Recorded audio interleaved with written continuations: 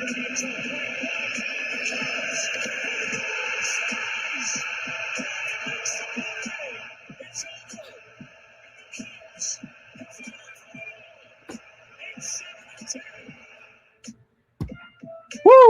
Welcome to the best sports podcast on the planet. This is Triple Shot Sports. I'm your host, Brandon Combs, joined as always by the Soup Boss, and today he is looking rather spectacular in some ugly Texas Longhorn gear. Get it out there. Soup, your mic's off. What are you, a rookie? Damn it! I'm used to you muting me all the time. I've had to listen to Sooner Radio all damn day. I absolutely love the franchise, by the way, down here. My home away from home to WEI. It's been Sooner this and Sooner that all day long. I walked in my house and this crap fell on me just because my home was like, you need to be hugged. I'm tired of this. By the way, I just want to let you guys know, I wrote to EA and got myself into the new Madden. I'm an 82, just so you know, just because I ran around the field a couple times. Dude, that is freaking insane. How the hell does Colin Kaepernick get an 82 rating? When he left the NFL, he, like I said, he should have gotten maybe 4 points higher than Trubisky. He should be like a 74 at best. He wasn't good. If they had made the statement that we're putting him in, like, you could get players from certain years when you build the My Team and everything. They said Colin Kaepernick in his Super Bowl year, argue away. I think that he probably could have been higher. He had a fantastic year. People forget. But he left a garbage quarterback, this league, and he hasn't played for years. Yeah. And you're telling me he's higher than, what is it? Like, there's like 14 NFL quarterbacks. It's garbage. Straight garbage. Yeah, I don't get it at all. But, hey, it's just the way the world is right now. We have to sometimes just bite our tongue and accept it. Till Mr. Combs becomes president. And do not put that evil on me, Ricky Bobby. That is not. I'm going to carry the voice of the fans now. Combs for president. Hell no. Combs does not want that. But at any rate, we got a great show lined up for you guys. We are going to get into some MLB talk. We're going to have Bjorn on with our best trios. And we're going to have a list of greatest all-time trios. I think my list is going to top both of your guys' list. Actually, as I looked at it, I think we all might have the same list. But still, at any rate, we are going to have a great show. But I don't even want to talk about lists until we get to the list. I'm still fuming from that bull crap. Number one, historical moment in sport. You couldn't even make a moment. At least, by the way, I made Dave Roberts just a moment. I'd say the whole damn season. 108 years was the moment. Let me 108 years. What three damn players on the Cubs that year do you have as your best trio? How many of them? God. It was the pitching staff. It was Johnny Moe. It was Kyle Hendricks. And look, you're looking down at your sheet. You're reading off the sheet. I swear to God. All right. If you have three players on that team. God. I promise you, I do not have any Cubs on my list of trios. Not one. And I thought about Tinkers, Evers, and Chance. I thought about it. But it didn't make one Chicago trio on that sheet. But anyway, we got, starting it off, we've got Sully from Infinity Sports. He is going to be joining us to talk about hockey. So let's welcome him in here. Sully, how's it going, buddy? Hey, what's going down, boys? How we doing? Oh, well, hey man, we are living life. Not as good as you as a Lightning fan there. You know what I mean? It's nice when you're the greatest team in the league. You know what I mean? It's nice. The greatest team in the league. How did that work for you last year when you guys walked in the playoffs saying the same damn thing? I mean, we were there, right? You got to get to the dance, right? I mean, you got to get there. It doesn't matter how many times. We have got true. bitter Boston Bruins fan alongside a Tampa Bay Lightning fan who is riding the high right now. Look, I got to eat some bitter. They got their asses kicked and they deserved it. Yeah. Sully, when we first started doing our little, our power rankings for the RTF Sports Network, I came out with mine, you came out with yours. You had Tampa Bay at number 1, and this was heading into the second round. And I had the Yankees at the time over the Tampa Bay Rays.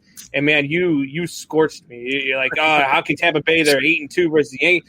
At the time, to my defense, the Yankees were up by a game and a half. And I said, on paper, they've got an infinite better lineup. They've got infinite better pitching. And, boy, was I fucking wrong. I was never so wrong about a sports take in my entire life. Dude, you can't blame yourself. The Yankees have fallen so far since we had that discussion. But you can't blame yourself there, Combs, because even Sully, you got to admit, man, and I had, just so you know, Tampa Bay, when we did our predictions, like, you don't understand how good this damn team is. Yeah. Like, they're going to be the top wild card team. They're fantastic. I had the Yankees winning it, but I said it was going to be over Tampa Bay by 2 or 3 games, and now obviously it's different. But if I even told you, Sully, as a huge Rays fan, hey, they're going to face 11 injuries going halfway through this season. Do you think they got a chance? I think even you would be like, God, that's going to be hard. That's really going to be hard. It's amazing how they're just player after player. Next up. Yeah. Kudos to them in that organization. I love it. Yeah, it's a testament to what we do. We've been kind of known as a team that develops a great farm system. And hold up. What's this we thing? Who are you in development? Are you one of these we fans? I'm a part of this. Are you one of these we fans? I was there at 98, the first game they ever played. We've had season tickets every season. I'm there for at least 30 games every year, bro. I'm we at this point. Look, I'm with Sully. When I talk about the Cubs and the Blackhawks, most annoying crap. It's terrible. You guys drive me nuts. And this fan base behind me says it more than anyone. Pisses me off. Anyways, go ahead, buddy. The team has been known as a team that develops a great farm system, that is able to find guys that just really kind of fit how they want to play their style, and just fit into multiple positions at that. So we've got a lot of guys lined up. Of course, nobody expected this. We tend to start hot, but nobody expected something like this, and especially with the injuries. At the time, we were 8-2 in the last 10, and we had just swept the Yankees. So that was more my point.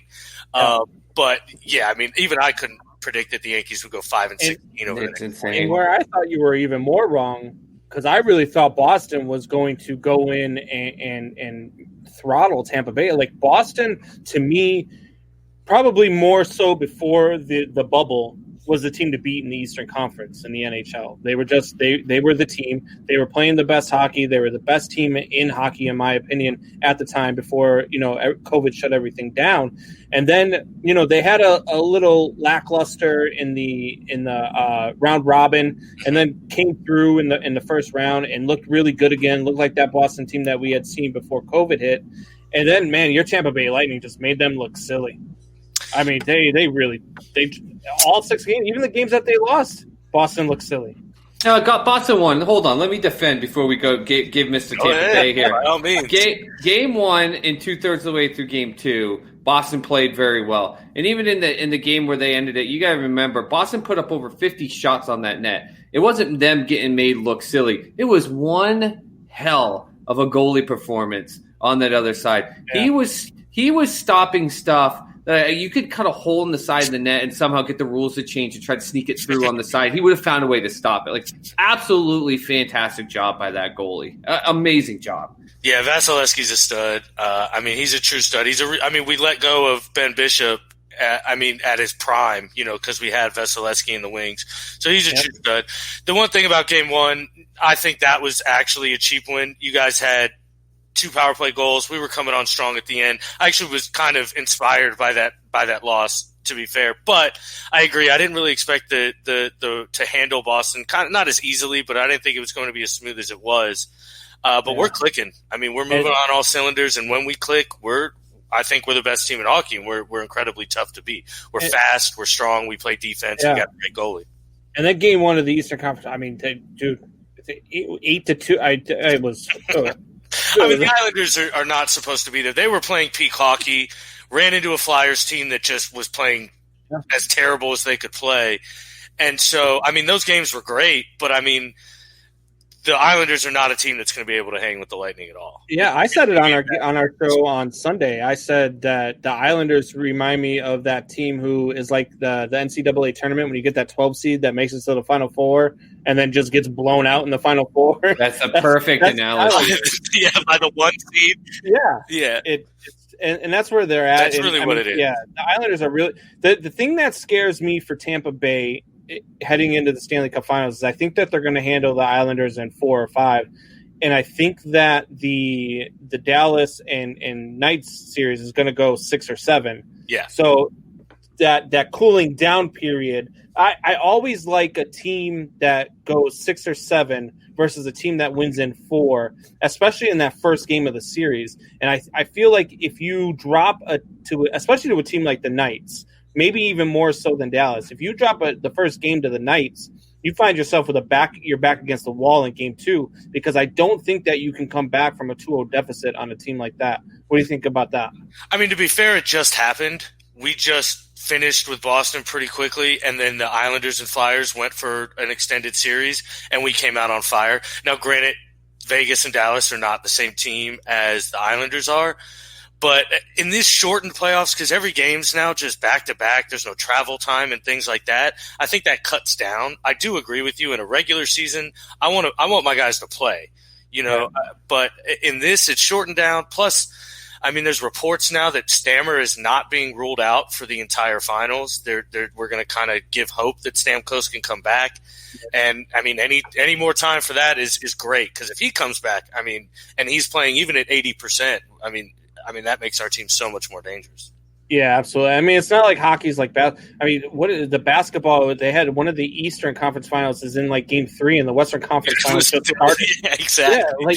Yeah, like It's still a weird aspect to me that I don't get, because even in the NHL is following it the way they normally do in the playoffs. The NBA normally does that too. I don't understand the concept of having these overlapping rounds between some of these teams. I mean, I guess it's just due to a schedule aspect, but I mean, hockey has a larger amount of time they need cleared between games on their courts. Yeah. Hockey, I think it's 72 minutes, if I remember correctly.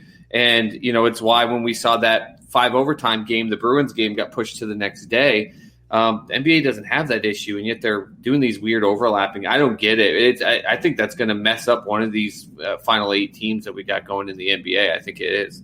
Yeah. So the Western Conference, let's get to the Western Conference here. You got Dallas and Vegas. Dallas jumped on Vegas in the first game, and Dallas kind of seems to me like that team almost, I don't want to say team of destiny, but it almost seems like that's what they are this year. Yeah. Do you think that the Dallas Knights can pull this off? Or the Dallas Knights, yeah. The Dallas Knights. See, look, that's who I'm putting my money on, the Dallas Knights, because one of them's going to win. No, I don't. I mean, again, we talk about our rankings, and I'll eat crow. I had the Dallas as the 8th seed in my rankings. You know what I mean? I had them as the last team in the rankings, and I mean, they're just proving me wrong. They were 28th out of 31 in the league in goals, and now they're coming out. Now, granted, last night it was 1-0, but the series before that, they were scoring 4 and 5 every game on Colorado like it was nothing. Yeah. And I mean, I didn't see anything like that. Tyler Seguin's playing out of his mind. They've got a really, really, really good defensive core. Elsa Lindell is a name that not a lot of people know because he's a defensive defenseman. He just stops your best guy, plain and simple, and he's good at it. John Klingberg's a stud. Mario Heiskanen, I can't remember pronounce his last name, is another young stud. They're just playing great, great hockey. But Vegas is so good. They're so Wayne chiming in for you there. And then he also puts in Sully's power because of my greater than Brandon's. he said that it's looking good because he saw the orange shirt. That's what it was. It was the hook'em. That's what it was. Michael Paris chimes in. Knights are taking the cut. Wow. And then he says, scary how good Tampa is without Stamkos. So that's to the point you were just saying, man. Yeah. If they get Stamkos back, how much more scary are they? And then how do you make the same statement that the Knights are taking the cut, Michael? We don't know if he's coming. It's likely he's not. They're just kind of leaving the door open. I wouldn't expect him back in the series. I really wouldn't. I as a Blackhawks guy myself, I've seen a lot of Robin Leonard. Mm-hmm. He was our backup over here with Corey Crawford. I was the one on the side of letting Corey go and keeping Robin Leonard because I thought the kid was a stud. But I don't feel like him going up against Tampa Bay is a good matchup for the Knights. They're just too, and I said this the other day, and Supas disagreed with me. I think that they're too fast paced. And he said, well, they weren't that fast paced when it came to the series against the Bruins. But I thought that the Bruins I think the Bruins do a great job of making you play their style hockey, which puts the game down. I think do you agree with me? You watch a lot of Tampa Bay. You guys are a fast-paced, generated scoring team. Right? But let me back up my point. Let me back up my point here, Your Honor. My point was that Tampa Bay was far less concerned with speed as much as they were about being strategic in what they did. There was a reason why they would come with two quick pass triangle shape coming through and getting it over. They knew where Halak was going to be weak, being this guy coming in. And even with him trying to get up to speed, and even when he made some fantastic saves, the reason he made fantastic saves is they were very strategic on the point where they had to attack that net against him. They're smarter. They don't have to be fast. That's why if they were faster, they wouldn't have gotten outshot by over 20 shots in that last game against the Bruins. They're just very strategic and very smart. It's not speed, it's pace, it's strategy, and it's movement of the puck. Michael says scoring 4 to 5 on a backup, though. You know, it doesn't matter. I don't care who you're scoring 4 or 5. It doesn't matter. Michael's a Canadian fan, so that might tell you something. He's a Canadiens fan. So. I mean, they were 29th out of 31 teams in scoring. Like they were, and then they're out here scoring 4 to 5 a game. That's impressive.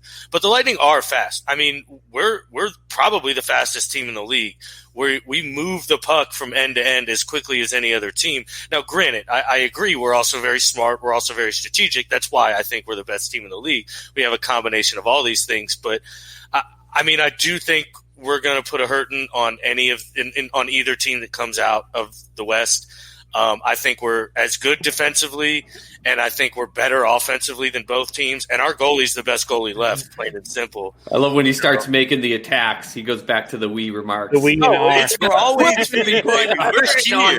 We are here. We are the Lightning. We are the Thunder, baby. We are the North. We are Tampa Bay. I've gone to so many Tampa Bay games for $5 on the third baseline with my kids. It's been beautiful. There was no we out there except for everyone in a Sox hat. If you were on the third baseline, I was there. I was the prick screaming over you. Those are where my season tickets are. They're on the third baseline. So you were the prick yelling at Pujols when he was being nice and signing the ball for a kid because I would never do that. Yeah, that probably was you. I'm glad you clarified that. So RTF Sports Network chimes in and says the Lightning had 34 shots on Monday and they were all on net. I mean, that just goes to show how dangerous they are. I mean, the Islanders may get a game, but they don't. They really don't. They shouldn't be on the same ice right now. The Lightning are just good. I mean, plain and simple, they're just a great team right now. When they play like they are, they're really tough to beat. Bjorn's comment is what I was going to bring in. I don't think you actually, even if Stamkos can get back in, it's that aspect of you trying to change a team's chemistry and when things are going good just to fit someone back in the mold. You can hurt that. You're not just fitting someone, though. You're fitting one of the top 5 players. I don't care. I don't. If you're straight up dominating. Role, though. He'd come on. I agree with you. Honestly, I don't think you touch your first 1-2 lines with what they're doing. Braden Point and Kucherov are playing great hockey right now. Yanni Gourde is playing out of his fucking gourd right now.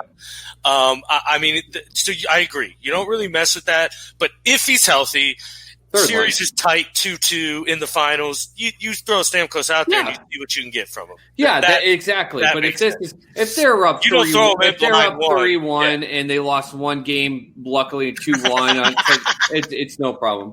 Wayne says, I heard Bork is coming back and rated an 88 in the NHL. That's too damn low. That's bull crap. That is too low for Red Bork, honestly.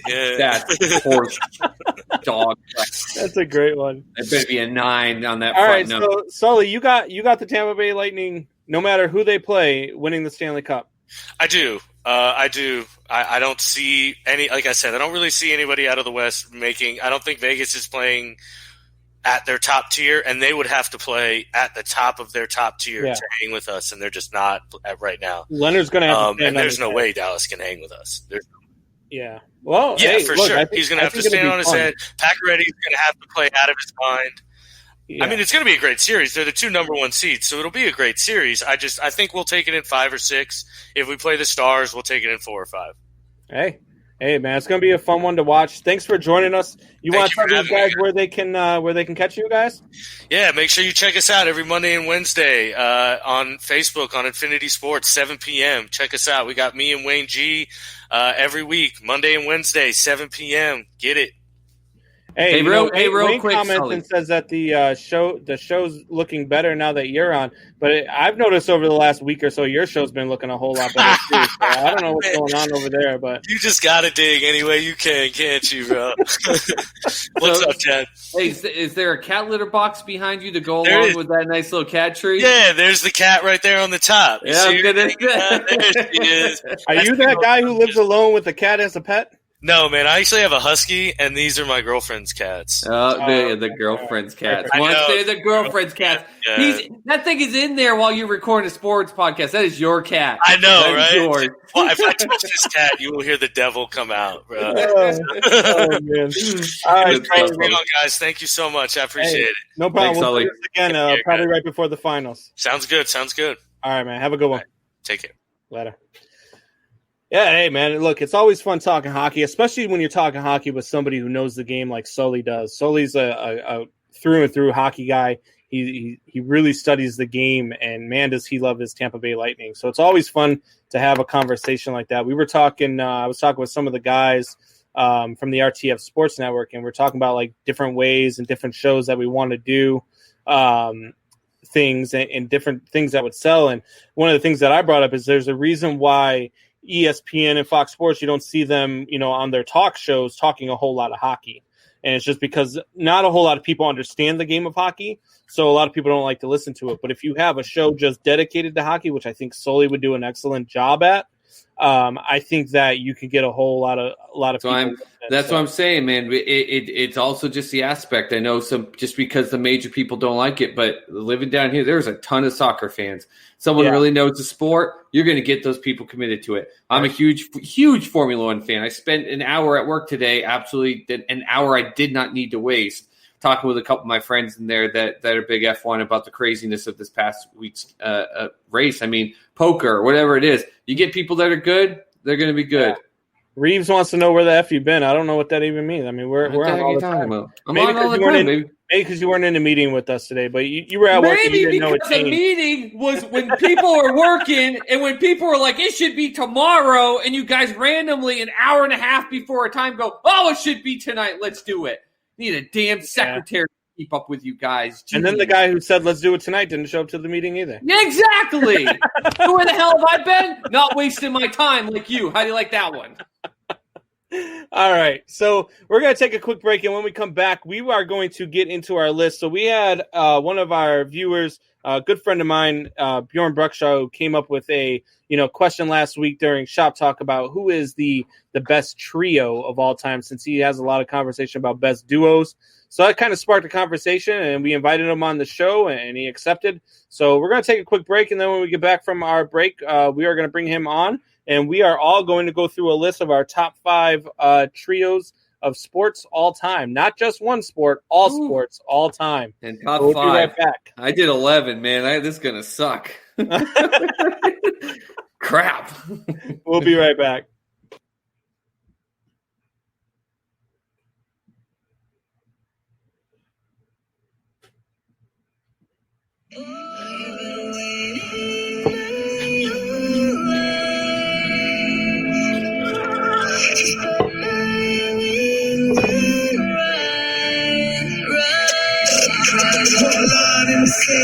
Time to take a stand, boy. You've been overlooked. I don't think you understand, boy. Souls overboard. I done played in front of grand, boy. Kill the shit, still I end up leaving empty-handed, boy. Waiting patiently, now y'all gon' sit and wait your fucking turn. Rise up on these ashes like a fucking nerd. Yup, I earned the shit and you try taking it from me, and you gon' fucking learn the hard way to charge. And who said he ain't the one to burn? Like I want to move, I can't undo. I can't undo it. I wanna come to I didn't choose it, but it's here. No fear.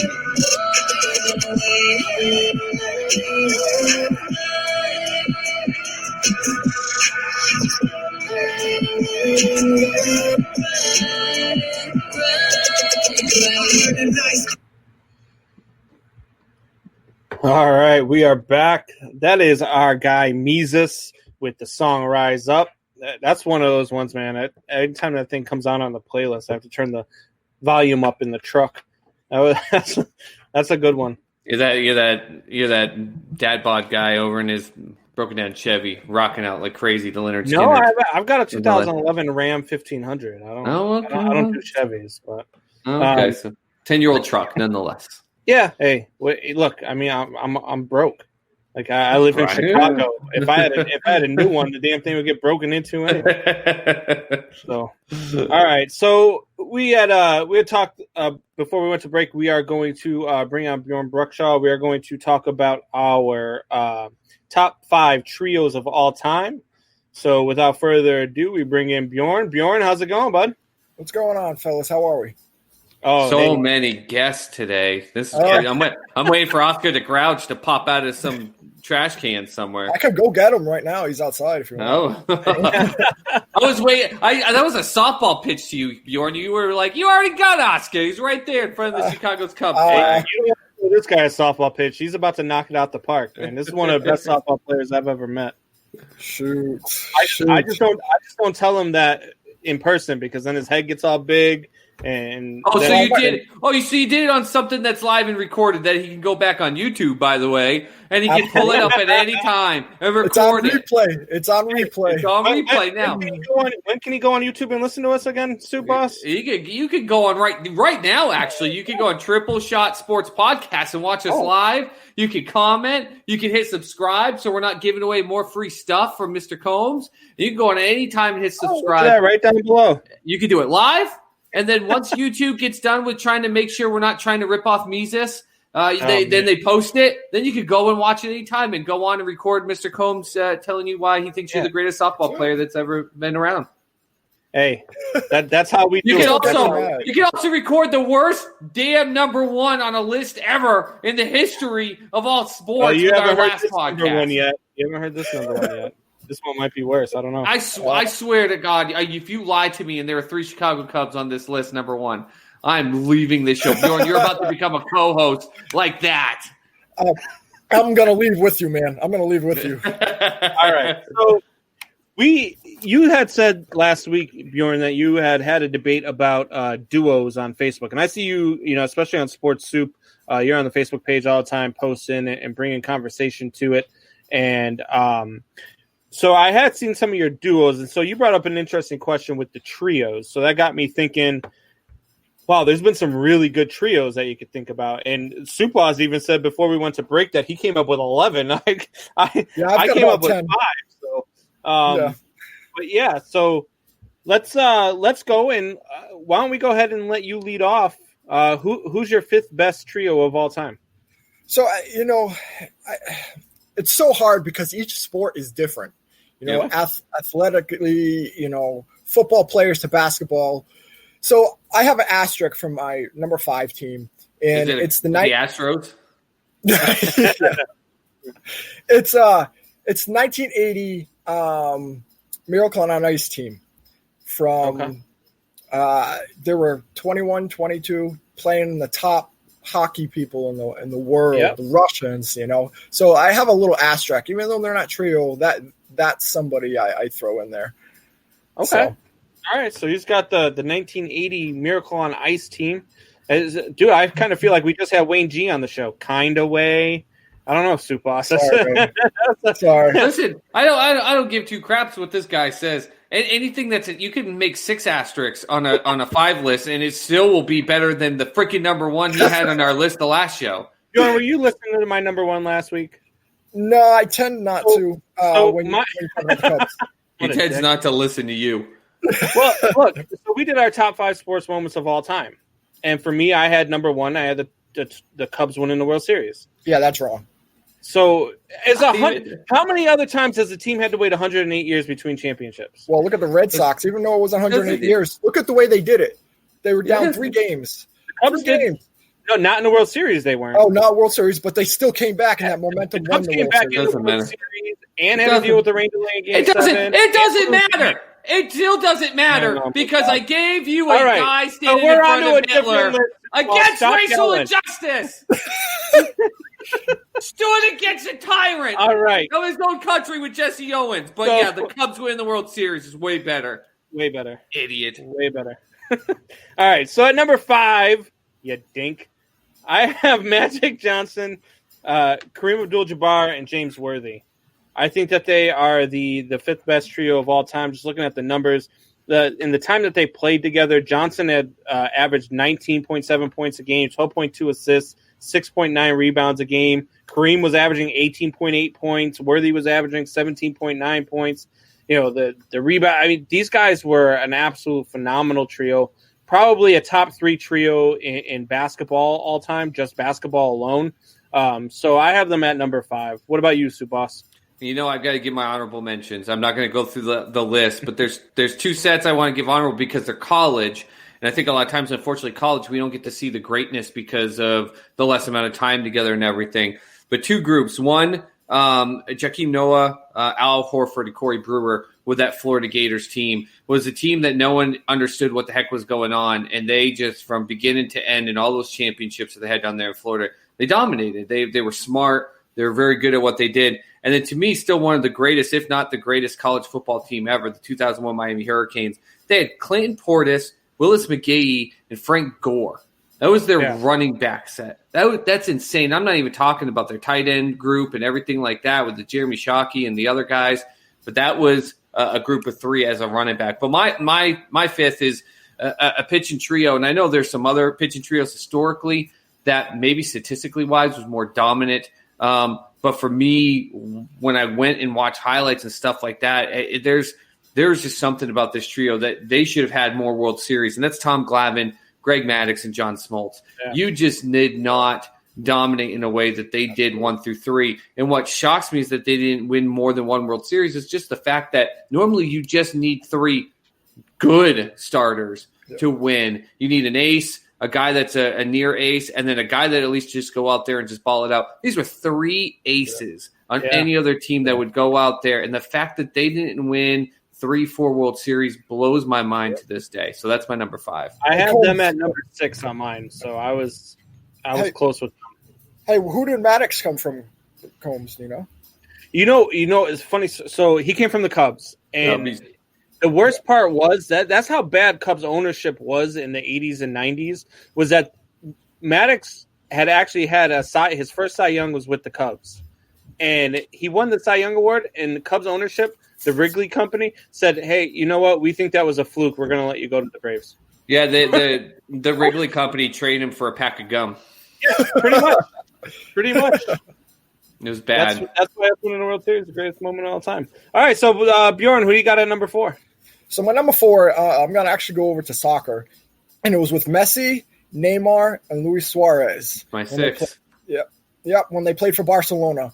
That team was just untouchable. Never mind having 1 or 2 of those players on the team. You had 3 of those guys that could score at any time on that team. That team was just unstoppable. That's my number 4. That's a good one. At number 4, I also had a team that was pretty much unstoppable in the 90s. They were pretty much the Patriots of the 90s, and that's Aikman, Irvin, and Smith. These guys won 3 Super Bowls, 93, 94, 96. I mean, these guys, and I do – so if you listen to me talk about football, I always put like a little thing on Emmitt Smith and how I don't have him in my top even 3 of running backs all time because of the line that he ran behind. And I don't that team was unbelievable. But those 3 guys in particular were the keys to that team. Aikman under center, Michael Irvin catching passes every which way that he could. Most people say he ran sideline routes because they chalked him with coke and he just wanted to get a sniff on his way through. But, and then Emmitt Smith was just running through holes that were built for Mack trucks. Well, you say that with Emmitt Smith, by and large, I don't disagree with you in that aspect. But the day I watched that man with a dislocated shoulder, and not just like it kind of hurt, like literally holding up his shoulder, and he was still busting into defenders and stiff-arming them and attempting to run, like that showed a toughness in Emmitt Smith that made me literally just go, okay, I don't care how big or small the holes are. You don't do that and not be considered one hell of a running back. So I don't disagree with you in the top 3. There was far more dynamic running backs, but he needs to be in your list of greatest running backs of all time. Yeah, he's top 5 for me. I just got 3 guys ahead of him. Actually, I got 4 guys ahead of him. He's 5th. Okay. But yeah, he's there for me. It's Barry Sanders, and then Jim Brown, and then Walter Payton, and then Jesus Christ, why can't I think of his name now?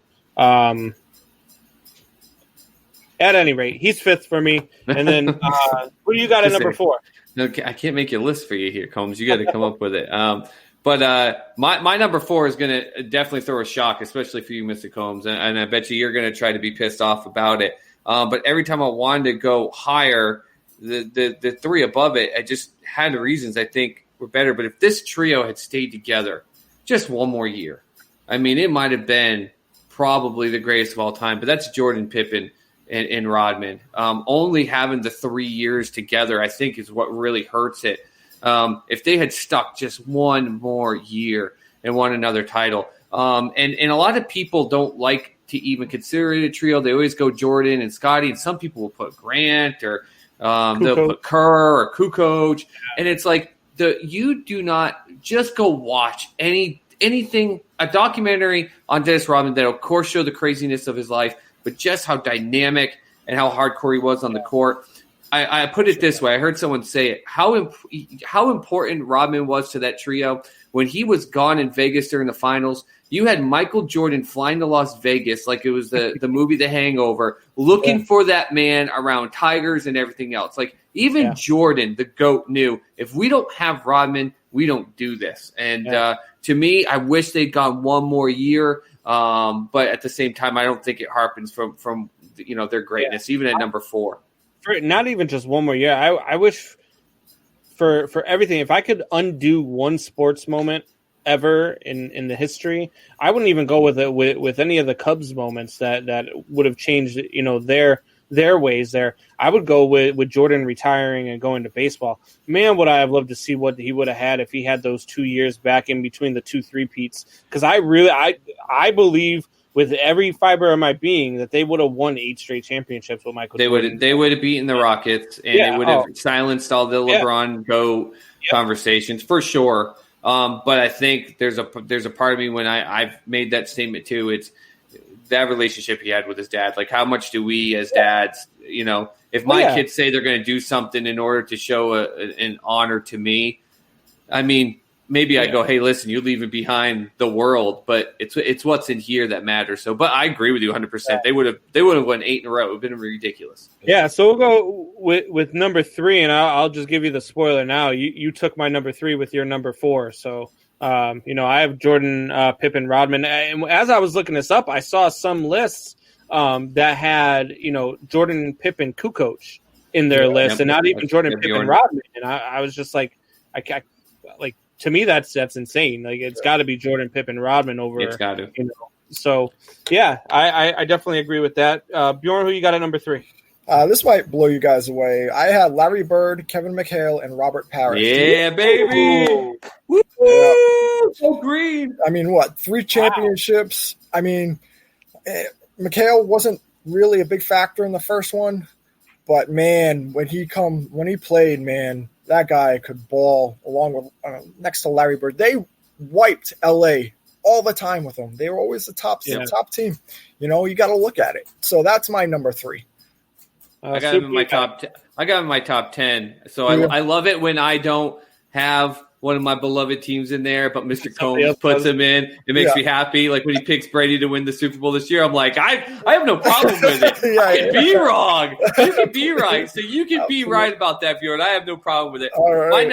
My number 3 is the only trio I put above Jordan, Pippen, and Rodman. And again, if we saw them stay in one more year, it may have changed. But this trio just does not get the credit it deserves because they just didn't care about their egos because they didn't have any. That was Tim Duncan, Tony Parker, and Manu Ginobili. Year in, year out, dominated. Duncan has 5 rings, but the first one with Robinson on his way out the door and everything. But when these 3 got together, I mean, people still to this day don't even know how to pronounce Manu Ginobili's name. Yeah. Like, you show his Spurs jersey with his name, they don't know how to say it. Like, it's insane to me.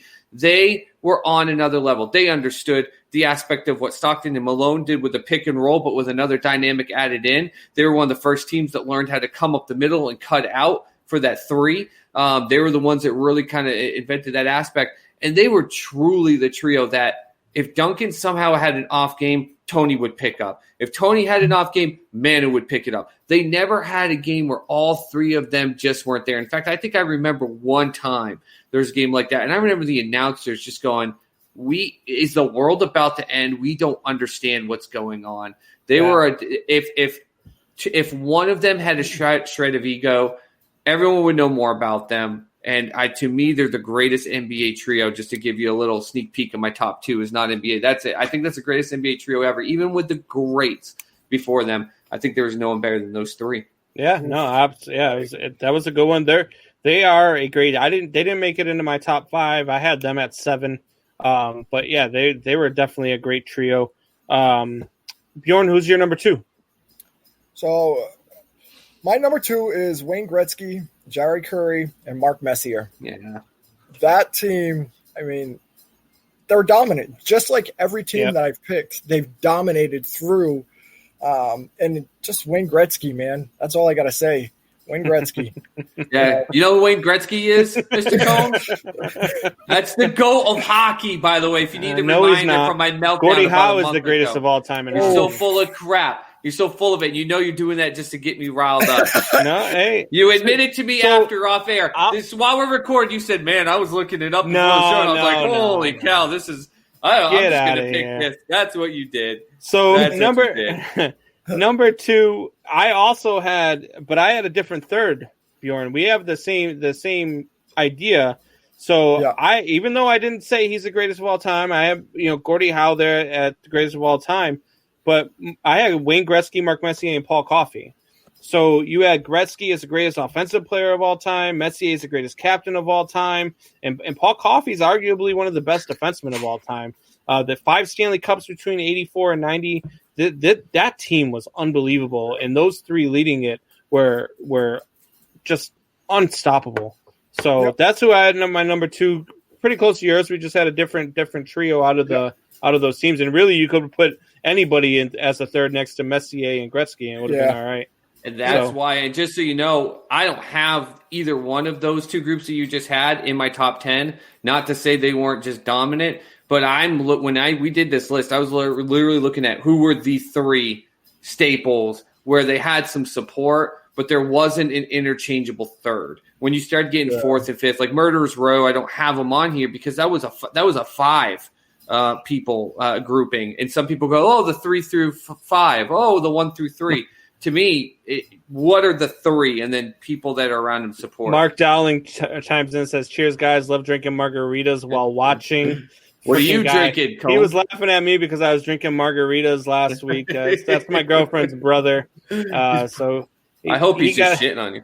He gets on there. Reeves says I was driving and videoing during the meeting, so I think he's saying Superboss, you have no excuse for not being there.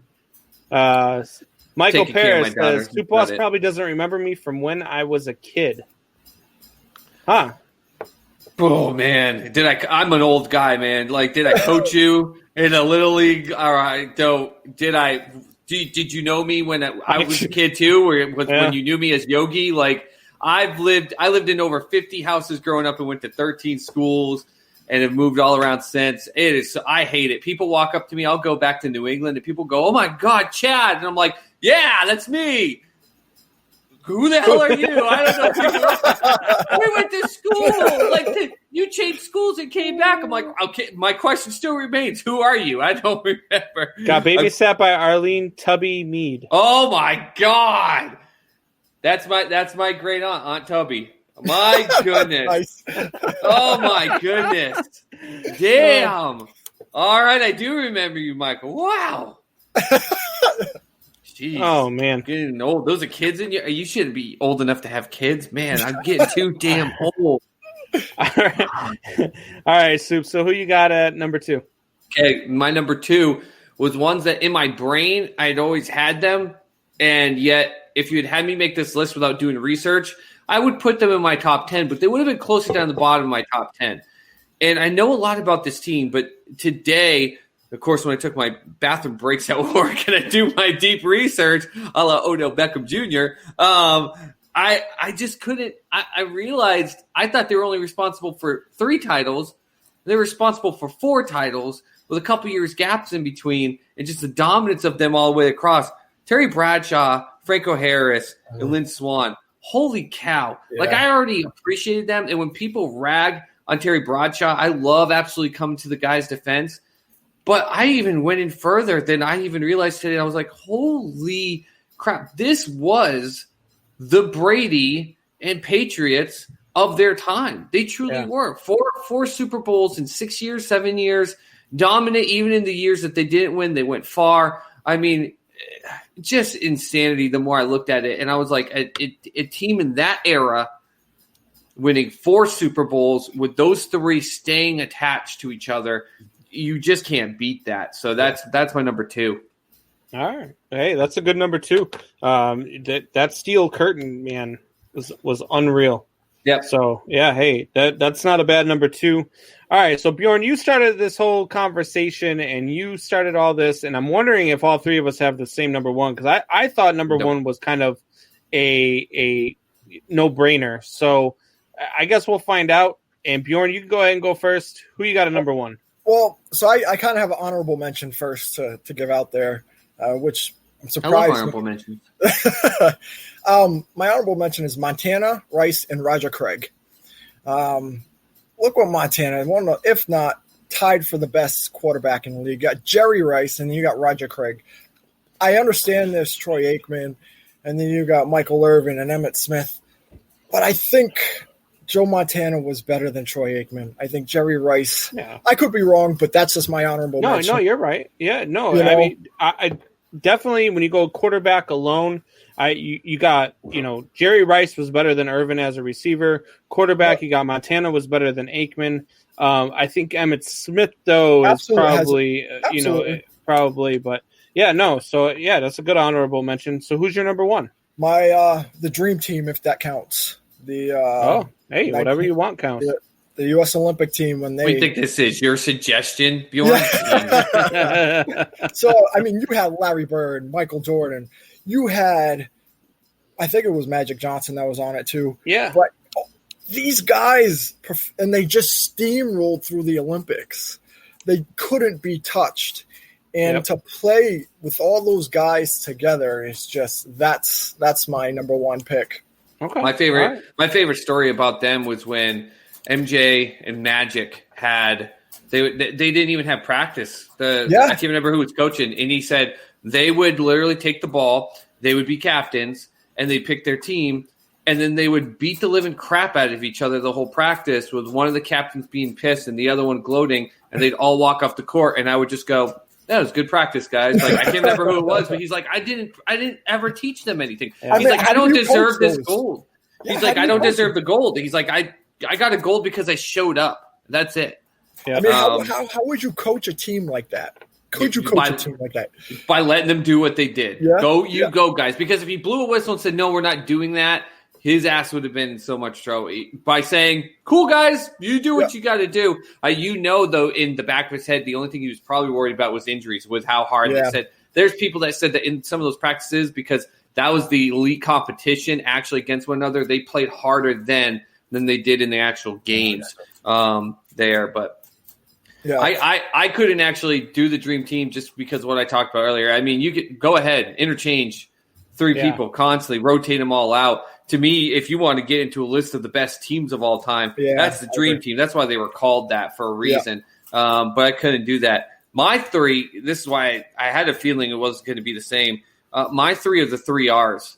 And Bjorn, I don't know if you know what I'm talking about with the 3 R's there. And if you know soccer, just saying these 3 names the Brazilians are just insane. Ronaldo, Rivaldo, and Ronaldinho. The fact that those 3 beautiful gifts from God grace the same field together with the same jersey. You don't even need to like soccer to watch them when they played together and just go, what? Is this real life? Yeah. Like, what is happening? You're literally talking about if you found a way to take the 3 GOATs of any sport and put them on the same field and play the same sport together. It was insane. It was Dream Team in reality, because it wasn't an aspect for the Olympics. They played on a team together. Just insane that 3 of the mecha stars of that sport at one time played together. with the same jersey on. So Absolutely. to me, I just think you can't top that worldwide. They were playing for Brazil at that time, I believe. They were. Yeah. Yep. Yeah. So, hey, look, both of those are great number 3.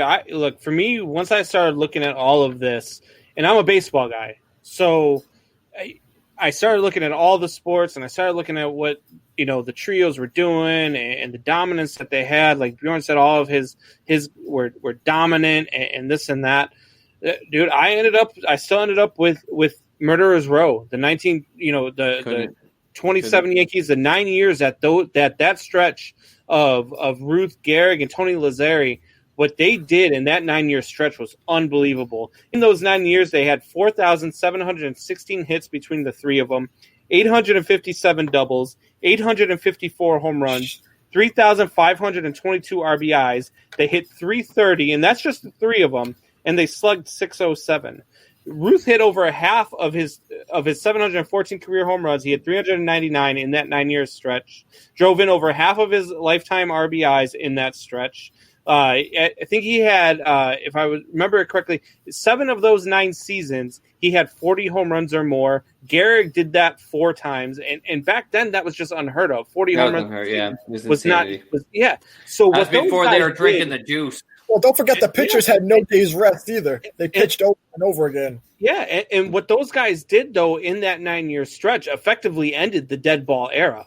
I mean, they effectively changed the course of baseball because of how dominant that they were. And so for me, absolutely number 1 was the Murderers Row of Ruth Gehrig and Tony Lazzeri. And I didn't even think that it was really that close when I started looking at all of them combined. So yeah, I couldn't, just because Murderers Row is not just those 3. It's considered that 1 through 5. So to me, if you want to put together your best batting lineup ever in baseball, that's easily it. What those three did combined, just their numbers alone, like 4,716 hits between 3 guys, 3,522 RBIs. That's in 9 years. That's 1,000 RBIs apiece. I know, but like I said earlier, it's 3 guys. Yeah. Or 3 athletes. I shouldn't say guys, because there's great female trios too. But three athletes that were the quintessential all of that team with just some support players around them. That entire and 1 through 2 were still just absolutely insane. Hall of Fame All Stars too. Well, look at the 60 Yankees. You got Mantle, Vera, and Roger Maris. Yeah, hey, that was that to me was a trio. Bjorn had the entire 1980 Olympic hockey team. I put that asterisk. He said asterisk. He literally said asterisk. He didn't make him number 1 on his list. No, he did put the Dream Team. He did put Dream Team. I tried saving you there, Bjorn, and then my brain was like Dream Team. Right. Can I switch mine now? Can I switch it? That's why he gave the honorable mention. What he really meant was Steve Young, Joe Montana, Jerry Rice. Right. That's why he meant it. I'm dyslexic a little bit. I got it. Hey, Bjorn, man, it was fun. I appreciate you coming on. It was a great topic. Definitely, hey, man, keep chiming in. Keep doing this. Share us. Let people know, what you think of the show and how good Subboss is. I know you won't tell them that I'm doing good, so tell them how good Subboss is. Yeah, well, try this challenge now. Try and figure out who the best trio is in today's sports. Look at the Dodgers with Betts and oh man, Kershaw and what's his name? Bellinger. Yeah, that's a good one. That's a good one. But hey, Walker, Brown, and Tatum, baby, let's go. I know. Sweep tomorrow, baby. Get it. Kane, Taves, and Sharp.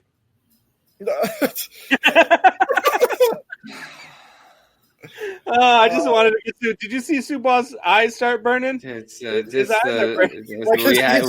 had to end it. We have to end segments like the big steaming crap that OBJ likes having. Oh my God! On You his like chest. that post? I can't believe somebody wrote about that. Gross. Did you watch the video? It was hilarious. Yeah. It's hilarious. I think it's bull crap, obviously, in my opinion, but it's so hilarious. Oh, absolutely! And all the comments. Well, he's a big pile of number 2 now. Yeah. Unreal. All right, man. Well, thanks for coming on. We'll have you back again, I'm sure. All right, man. Have a good one. All right, Bjorn. See you later, buddy. Man, oh man, that was a good segment. I liked the little debate that we had there. Top 5s. All right, so we'll take a quick break, and then when we come back, we will go ahead and get into some baseball talk. We got a whole lot going on in baseball. We're in the last month of the season, and there is a lot to talk about. We kind of chimed in before the show started. We talked a little bit with Sully, and then even during our segment with Sully, we chimed in about the Yankees and how fast they're falling. But we'll be back here. Give us about 90 seconds. We'll be right back.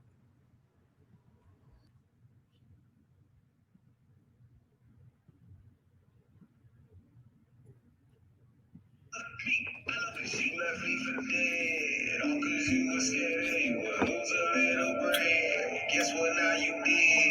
Told me go to hell. So if the love lost between us started nowhere. Cause I love who I am. I love who I am. I love who I am. I love who I am. I love who I am. I love who I am. I love who I am. And I ain't changing it for name. This ain't about no ego. This one here for me though. Sometimes you gotta put your needs beneath of other people. But how come that's so hard for me? It's like I got no heart for me. Stuff to pay, suffocate. Damn, I swear I'm hardly breathing. Tired of being number two to everybody else that is taking a toll on my mental health. Why am I so loyal to these songs who left me on the shelf? Why do I care what these people think when they don't think of me? Tell them that I got no pot to piss and they just piss on me. See? Class and session finding cause we history. I did the math, our partners leaves a fit for me. 20% when I do 80 of the work. Plus waiting till daily since the day of my birth. I don't know what you're smoking, let me make it simple for you. Easy as a layup, pay up. And please don't think I'm joking, let me paint the picture for you. You gon' take a pay cut, straight up. All right, so we are back. There's a little bit of Mises with I Love Me. And so, look. I love me, too. Hey. No one else loves me, though. Hey, I got love for you, Soup Boss. Yeah, when you want to get me going and riled up and you need to give yourself a laugh, that's about it. Hey, it's a lot of fun, and I know how to twist a little bit, so that's all that matters. You know how to get a Boston guy pissed off. That's all. I'm wearing Longhorn stuff just because guys on the radio that don't know me just talk Sooners all day, and I was like, "For God, I got to wait on." Piss Boston fans off. I also know how to make them happy. And let's talk about the Yankees right now. Yeah, baby. Let's talk about. How about them Yankees? They are spiraling out of control. It's bad. It is. Listen, when I told you that the reason they weren't going to the World Series and you were so shocked was because of their injury issues, and I said they were going to win the AL East, but only by like 2 games over Tampa Bay because how good they were. Even I, in that aspect, if you told me, hey, Chad, with a month to go, they're going to be, what is it, 5.5 games? 6.5, and they're third in the division. This is insane.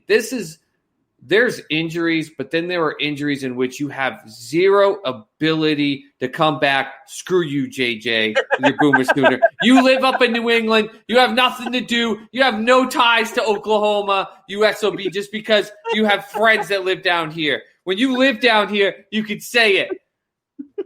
Boomer Sooner. Stupidest, by the way, Boomer Sooner. Sooner just means a bunch of people ran in the middle of the night so they could get land sooner. And I'm supposed to be scared of that crap? The dumbest names in all of sports, Sooner. Lakers is the next one. The power of the lakes. Sorry, tangent. That's what you get for putting that on there. No, but, I mean, if you had told me that they were going to have injuries and with a month to go, I would have been like, yeah, I expect that. I told you that. I expect Judge. I expect Sanchez. I expect people to get hurt. I've been watching this team. They can't stay healthy. But if you said, yeah, they're going to also be 6.5 games out of the division, I would have been like, yeah, you're full of crap. I'll put money against it. That's going to happen. Right. There's no way. Like, if I would have put more money for the Yankees not being 6.5 down than you telling me that the Red Sox were going to be the absolute potentially worst team in baseball. Like, yeah. I don't even know what to say. Like, when you analyze it, have you been looking into it? Playoffs. What's that? They're only 2 games away from being out of the playoffs, and they're losing right now in the 7th to Toronto 2-1. Yeah, and Toronto's going to keep separating themselves. By the way, those blue Toronto jerseys.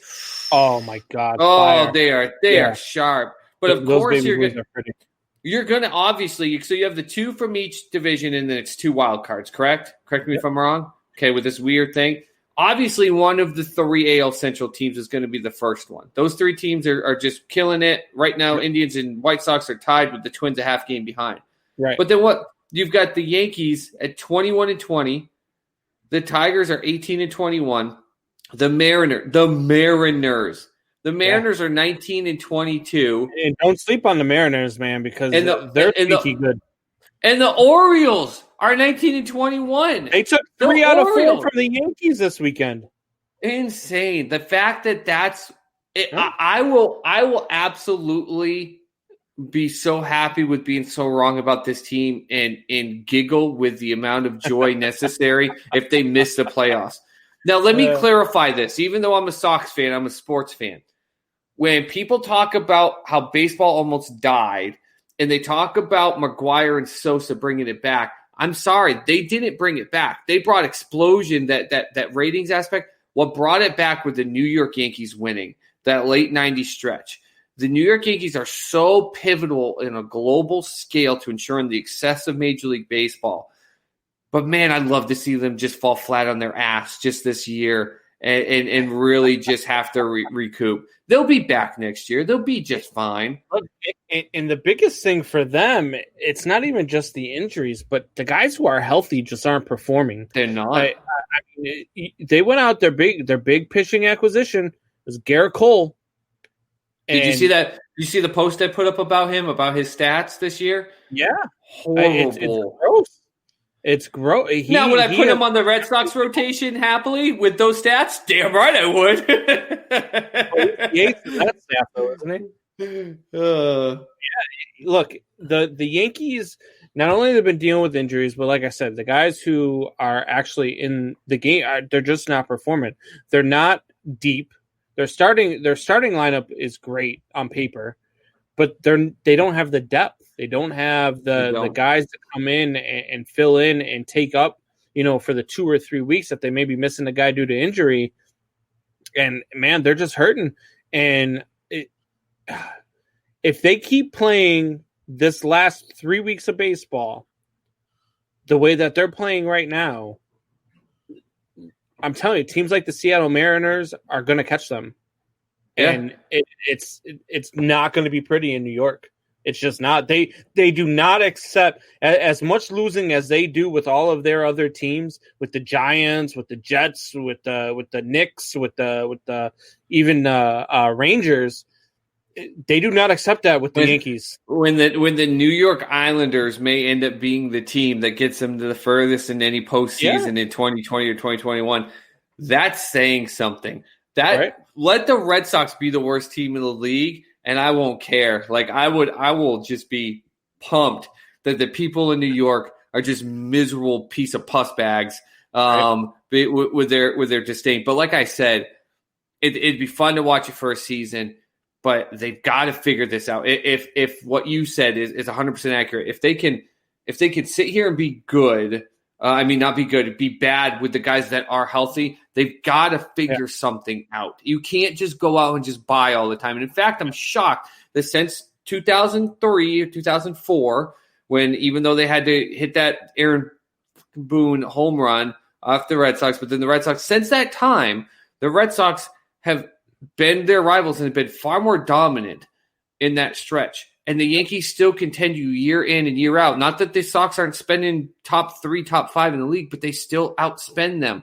At some point, you got to look at this and go, okay, hold up. All right, why can't Aaron Judge stay healthy? Why can't Sanchez stay healthy? What are our problems here? Do we need a better strength and conditioning coach? Because a 5-foot or a 6'1" guy weighing 185 pounds of muscle is not the same, doesn't need the same strength and conditioning coach that Aaron Judge needs. He needs a completely different guy. And you need to figure this out with the players that aren't doing well when they are healthy. Because if this was a 162 game season, what are we looking at right now? Are we looking at just an absolute fall off, do you think? come game 100? I think they're hitting a rough patch if this is a 162 game season. I think if it was a 162 game season, I think I'd be less worried about them. Yeah. Because in a 162 game season, you can have a bad month and survive. Yeah. Oh, yeah. That's what I was talking about earlier this year. Game stretch, you can't have a bad month. You just can't. I mean, you find yourselves maybe out of the playoffs. Jonathan Briggs chimes in and says, opinion on the Garrett Cole slump right now. Do you feel like something could be something's obviously wrong with him? Something's wrong. Whether it's health-wise, I'm not sure. I mean, he could be trying to pitch hurt and pitch through some things because of all the injuries that they've had. Held up here. Or maybe he's just not equipped to deal with New York pressure. I don't know if it's a different animal to pitch for the New York Yankees than it is to pitch for the Pittsburgh Pirates. It is, but he was pumped and ready. He really was, and his mentality was he could go and do it. And you're right. That doesn't mean just because you mentally say you can. But I do think the way the guy held himself that he was able to do it. But there's now an aspect where the ship is sinking, and he feels the need to have to be the guy to pull it out. And when you do that, those pitches you would pinpoint right at the corner, they're going to bounce in the ground. That off-speed pitch, because you threw a nasty fastball right before it that you could get them off and swinging, that thing is hanging in the middle of the plate because he's releasing it too early. He's trying too hard. If there's not an injury, I just truly think he's trying too hard because he feels like he has to fix this right now. And what it needs to be is, to your point, that players that are healthy have to do something. I mean, listen, I defend JBJ up and down, Jackie Bradley Jr., but all their players are hitting worse than Jackie Bradley Jr. does 99 up. But they don't play defense like he does to stop these runs. So bad pitching, bad fielding, bad hitting right now. And by the time you get a healthy squad, is it too little too late? It might be. So, let me ask you a question. If I asked you right now, without looking it up, out of all the players in baseball, who leads baseball in OPS right now? All the hitters you could think of. I mean, you got Mookie Betts out there. You got Fernando Tatis. Who's the highest in OPS? Mike Trout? Nope. I'm wondering why you asked me this question. I'll give you one more. One more guess. Vladimir Guerrero Jr. Nope. Ian Happ of the Chicago Cubs has a 1-0. We just took a complete turn here. We're going Yankees to Ian Happ on the Cubs. Well, I saw the stat earlier, and I was like, are you kidding me? Like, as I'm saying that, I'm watching the Cubs game, and freaking Chris Bryant just took a fastball to the tip of the elbow. Oh. Right, but at any rate, it's the elbow. But Happ, like, he's a guy, and I've said this for the last 3 years. I'm not an Ian Happ guy. I thought that the Cubs should have let him go a couple of years ago. He's not. He's still horrid defensively. Don't get me wrong. He is an absolutely atrocious outfielder. I was going to say, go look up his defensive stats. Yeah, see if he's on the top of it in the wrong way. This guy is lighting it up, and he could potentially win MVP if he keeps playing this last month the way he's playing now. He's hitting better than Betts. He's hitting better than Trout. He's hitting better than Bellinger. He's hitting better than all these guys. And I was blown away when I saw that, because I knew he was playing well this year. I knew he was hitting well. I just didn't think it was as well as the stats are showing. I mean, could he win MVP if he keeps hitting this way? I think he gets in the discussion. But you said it. You need a player. If you're off a little bit on hitting from him, but you're going out there like a Mookie Betts and you're playing stellar defense, it's going to be really hard for the writers to look at the overall of a player and only give it to him based on the hitting alone. Usually it is an offensive category, the MVP. Defense usually just goes to the Gold Glove. A lot of times, like when Chris Bryant won the MVP in 2016, he had a great offensive year, but he's a subpar third baseman. Yeah, he's not a very good baseman. But he didn't play too bad third baseman that year. It wasn't as bad as what Ian Happ is playing defensively. Like Ian Happ's defense, it's horrid, man. It's horrid. You know, Bjorn chimes back in. Can the Padres be a World Series? Yeah, absolutely. Oh, absolutely. The Padres are an 8 seed, let's say they're the 8 seed heading. Well, no, they wouldn't be the 8 seed. They're going to be second in that division. Yeah, they're going to be second in the division. So say they go in as the 5 seed or whatever. Right now they'd be the 4 seed. In a 3-game series right now, I would say that anybody is a contender. Anybody can beat anybody in a 3-game series. I think so the Dodgers. If they were right today at a 4 seed, they'd be playing the 4 versus 5, right? In an 8-team series, they would be playing the Philadelphia Phillies. Yeah, and they'd walk the Philadelphia Phillies. They I don't even care with how. And people haven't talked about. They're hot. The Phillies are hot, and yet I wouldn't even come close to putting a dime on the Phillies. The Padres would annihilate them. And then you go to a 5-game series after that, man. I got to tell you, if they're the lowest seed heading into the second round, and they're playing the Dodgers in the second round, I could see them winning a 5-game series versus the Dodgers. I absolutely could. They're a young, scrappy team. They're hungry. They're ready to win. The Dodgers. I don't think right now, the way that they're playing baseball, I don't think that anybody can beat them. I thought you were going to come up with some reason why the Padres could beat them because of something they're playing right now. And I was like, as great as the Padres, and you and I, and just so you know, Bjorn, the reason that Mr. Combs and I are going to toot our horns about San Diego is when we made our season predictions at the beginning of everything before a game was played, he and I thought the other one was going to laugh at us because we both predicted that the Padres would win the NL West. Now, we ended up being probably wrong. I mean, there's still a month. Who knows what happens? I thought that the Dodgers were going to have one of their common slow starts and the nervousness with Mookie Betts.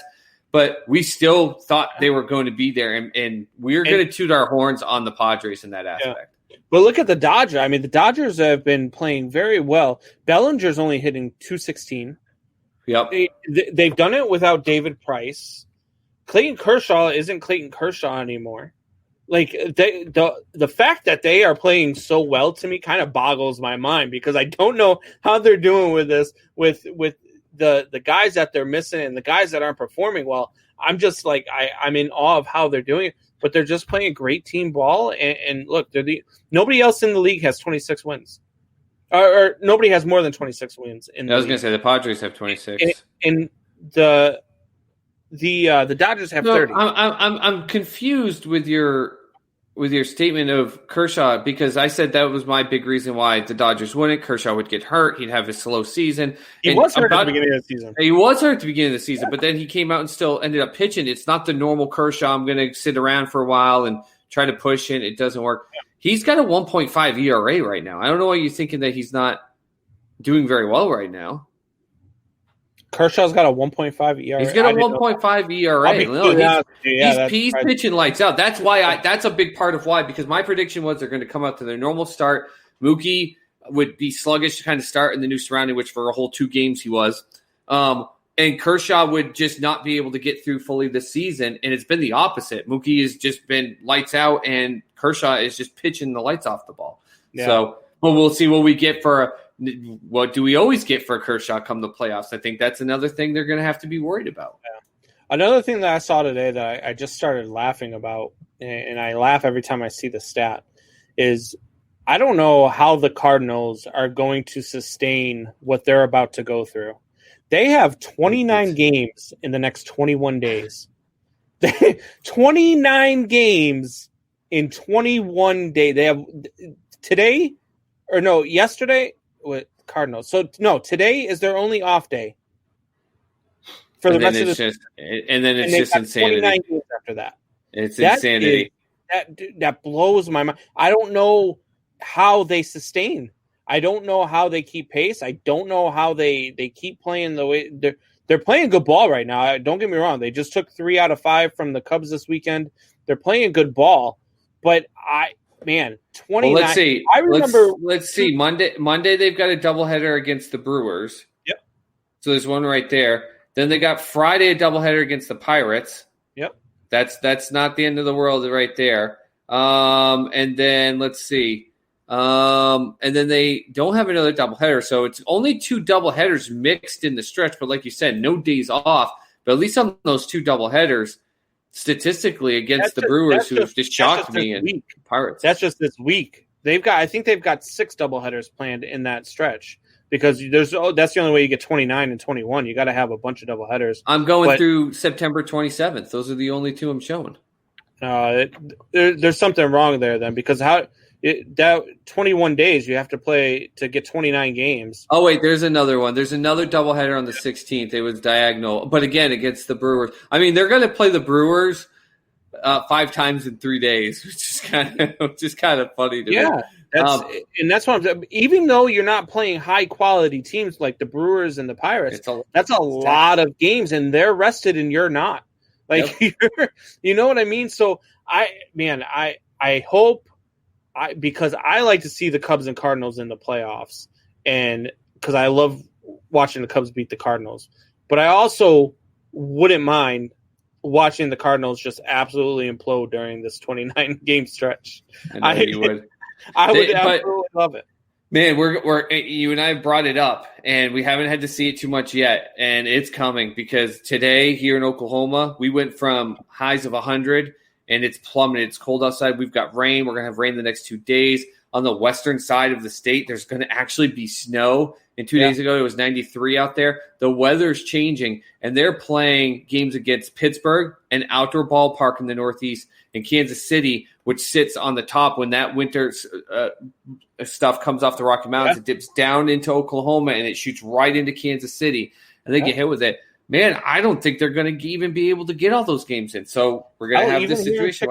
Even here in Chicago, it was mid 80s to 90s last week, and then boom, today we're at 72. Tomorrow's a high of 66. Yep. Like it's look, the weather's coming, man. And I mean, look, out of all the teams that are in trouble when it comes to that, it's the St. Louis Cardinals. With all of the games that they have, they're actually probably praying for a couple of rainouts in that stretch. They got to be. You know what I mean? Like but at the same time, what does baseball do? And we've asked this question a lot. What does baseball do when that happens? Because you have to you cannot let a team play less games than another team and let them get in the playoffs based off winning percentage. You just can't. That's not going to be acceptable. It's not going to be okay. And the players are going to lose their minds if that happens. And going into a year where it's the last year of your collective bargaining agreement, that's not a thing that you want. Yep. Nope. So they've got to figure something out. Baseball will have to figure something out if they do have rain delays. But if not, man, the Cardinals are in for it right now. I've sat here and given credit to Manfred, who I still believe is still the worst commissioner in all the sports. Yep. He's done the opposite, where I thought he would have taken his chance, especially after the Miami debacle. He would have waited for one more team. And when the Cardinals got it, I thought he was going to be able to go, hey, guys, I did my best. I tried. And he's proven me the opposite. And yet there's still something in me that says he's sitting in his closet in his office, cross-fingered, being like, please no rain delay. Please no rain out. Like, just let us. Come on, we're so close. Because I don't know if he knows he's going to have a lose-lose situation when these games get to the point. Because if you start looking at the standings, before I was doing it off of a 17 format, and it's not. It's an 18 format with two each division and the 2 wild cards. And you look at that, I'm telling you, if they decide to do it by statistics, by percentage, there's going to be a couple teams that are raving pissed if the Cardinals get in and they didn't, because the Cardinals didn't have to play about 4 or 5 games, and we're going to have huge issues in baseball. Yeah, they absolutely have to make up those games if they're in, and it happens every year. Every year, there's a team that only plays 160 or 161 because they have a rain out, but their game won't matter. It won't matter. That's fine. If your game matters, you have to play it, and you have to make it up. And they do it every year. Yeah. I mean, and then what do you do if? So say you are going to go by winning percentage. Say no matter what, you just can't get those games played, and you make the decision to go by winning percentage. What if they're tied with the Milwaukee Brewers for winning percentage? That's what I'm saying. Do you make them play a 1-game play-in game? Or do you go by the number of wins and the number of losses? Like, what do you do? Hold on. I got to this is a fake checkbook right here because I haven't written checks like 10. I'm going to write you a check from Manfred himself for actually coming up with a thought process there, and I'm going to sign it suit boss. It's going to be for $5 million. You may have figured out what I don't think he could come up with a thought process of. I actually think that's a situation where if it's like they get rained out like crazy and there's 10 games they haven't played, you're still going to have an issue. But what if it's like 4 games and the percentage is the same, which means even if they go 2-2, the winning percentage is still going to be the same over those 4 games. But you look at the other team and go, hey, all you got to do is beat them once, and then you get in. I think most Major League Baseball teams, they felt that they were better than the Cardinals or any of these other teams that may. And let's not forget, the Marlins are still 500. They also, though not as bad as the Cardinals, I think it's two games less of a stretch, still have to do the same thing. I think most teams, if you say, hey, we could wait for them to play out 4 games and they're going to be 500, it's going to be the same place, or do you just want to play them 1 game right now? Let's make this a 1-game series. And if they do it, all of a sudden, you Mr. Combs, are a baseball genius, because you know who's going to tune in to see a 1-game series, to see who just gets in the playoffs? Me. Yeah. Half the people that aren't watching the baseball games this year, because things will start getting exciting then. And that's the thing too. If they've got 4 games to make up, their only games left are against Detroit, Cincinnati, Milwaukee, Pittsburgh, Kansas City, and Milwaukee again. So those are the only teams they have left to play. Yeah. Now I'm looking at all of their postponed games. They have a game against Detroit they're going to make up. They have already made up all their games against the Cubs. So, yeah, they've got a couple games against Detroit that they're going to make up here with the double headers. They got a double header the 10th against Detroit, and then let's 2 see against here. The Brewers. Yeah, they're playing. Oh, they're actually. Are they playing? So they're playing the Twins right now. So they don't have an off day today. They have an off day tomorrow. So they're going to make up those games against Detroit. Beating the Twins right now, by the way. Jeez. So if there's 4 games left and you're the Cardinals, or you're let's say the Brewers are tied with them, okay? And you get into a 4-game where there's 4 games left and they haven't made them up, and it's the last day of the season. If you're the Brewers, do you want them playing those 4 games against the Detroit Tigers? Or do you want to play a 1-game playoff against them? I would rather play, if I'm the coach of the team of the Brewers, and I know that either it could be us sitting around for 4 days for them to go 500 and we have to play them anyways, yep, or sitting there waiting for them to play 4 games and they go 3-1 and then you're done and you had no control. Let me control it. Let me go out there. Like I said, if it's like 10 games, that's different. No, make them play. We'll figure something out, but we're not going to sit here and let them get off on 10 games. But if it's like 4 games, let us play them. Let us play them. Let us knock them out. I'm not going to sit here and if they go 3-1, sit here and go, well, dang, that sucked. We finished our season and statistically thought that we were tied with them to get into the playoffs, to at least do an elimination game.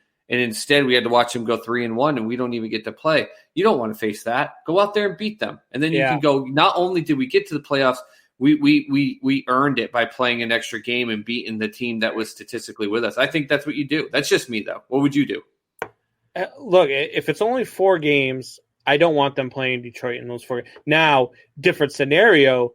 If they had those 4 games left against a team Padres, like the White Sox, Dodgers, White Sox, against a good team, I want them going to play them, because I'm like, look, they'll probably lose 3 out of 4. Yeah, yep. And then we can go, and then we can get into the playoffs anyway. But against like a team like the Detroit Tigers or the Cincinnati Reds, like I think I'd take my chances in a 1-game playoff and hope that my guys get hot during that game. Milwaukee hasn't played very well this year, so that's where it's a tough scenario. I didn't put them in the playoffs. I remember I told you that, but I even said it wouldn't shock me though if they got in. But I think I'm more shocked just to how lackluster of a team they're putting out there. It's not good. So that's why I was confused when I was looking at the score. They're actually playing a doubleheader today versus the Twins, and they lost game 1 7-3. Yep, and they're up 7-4 now.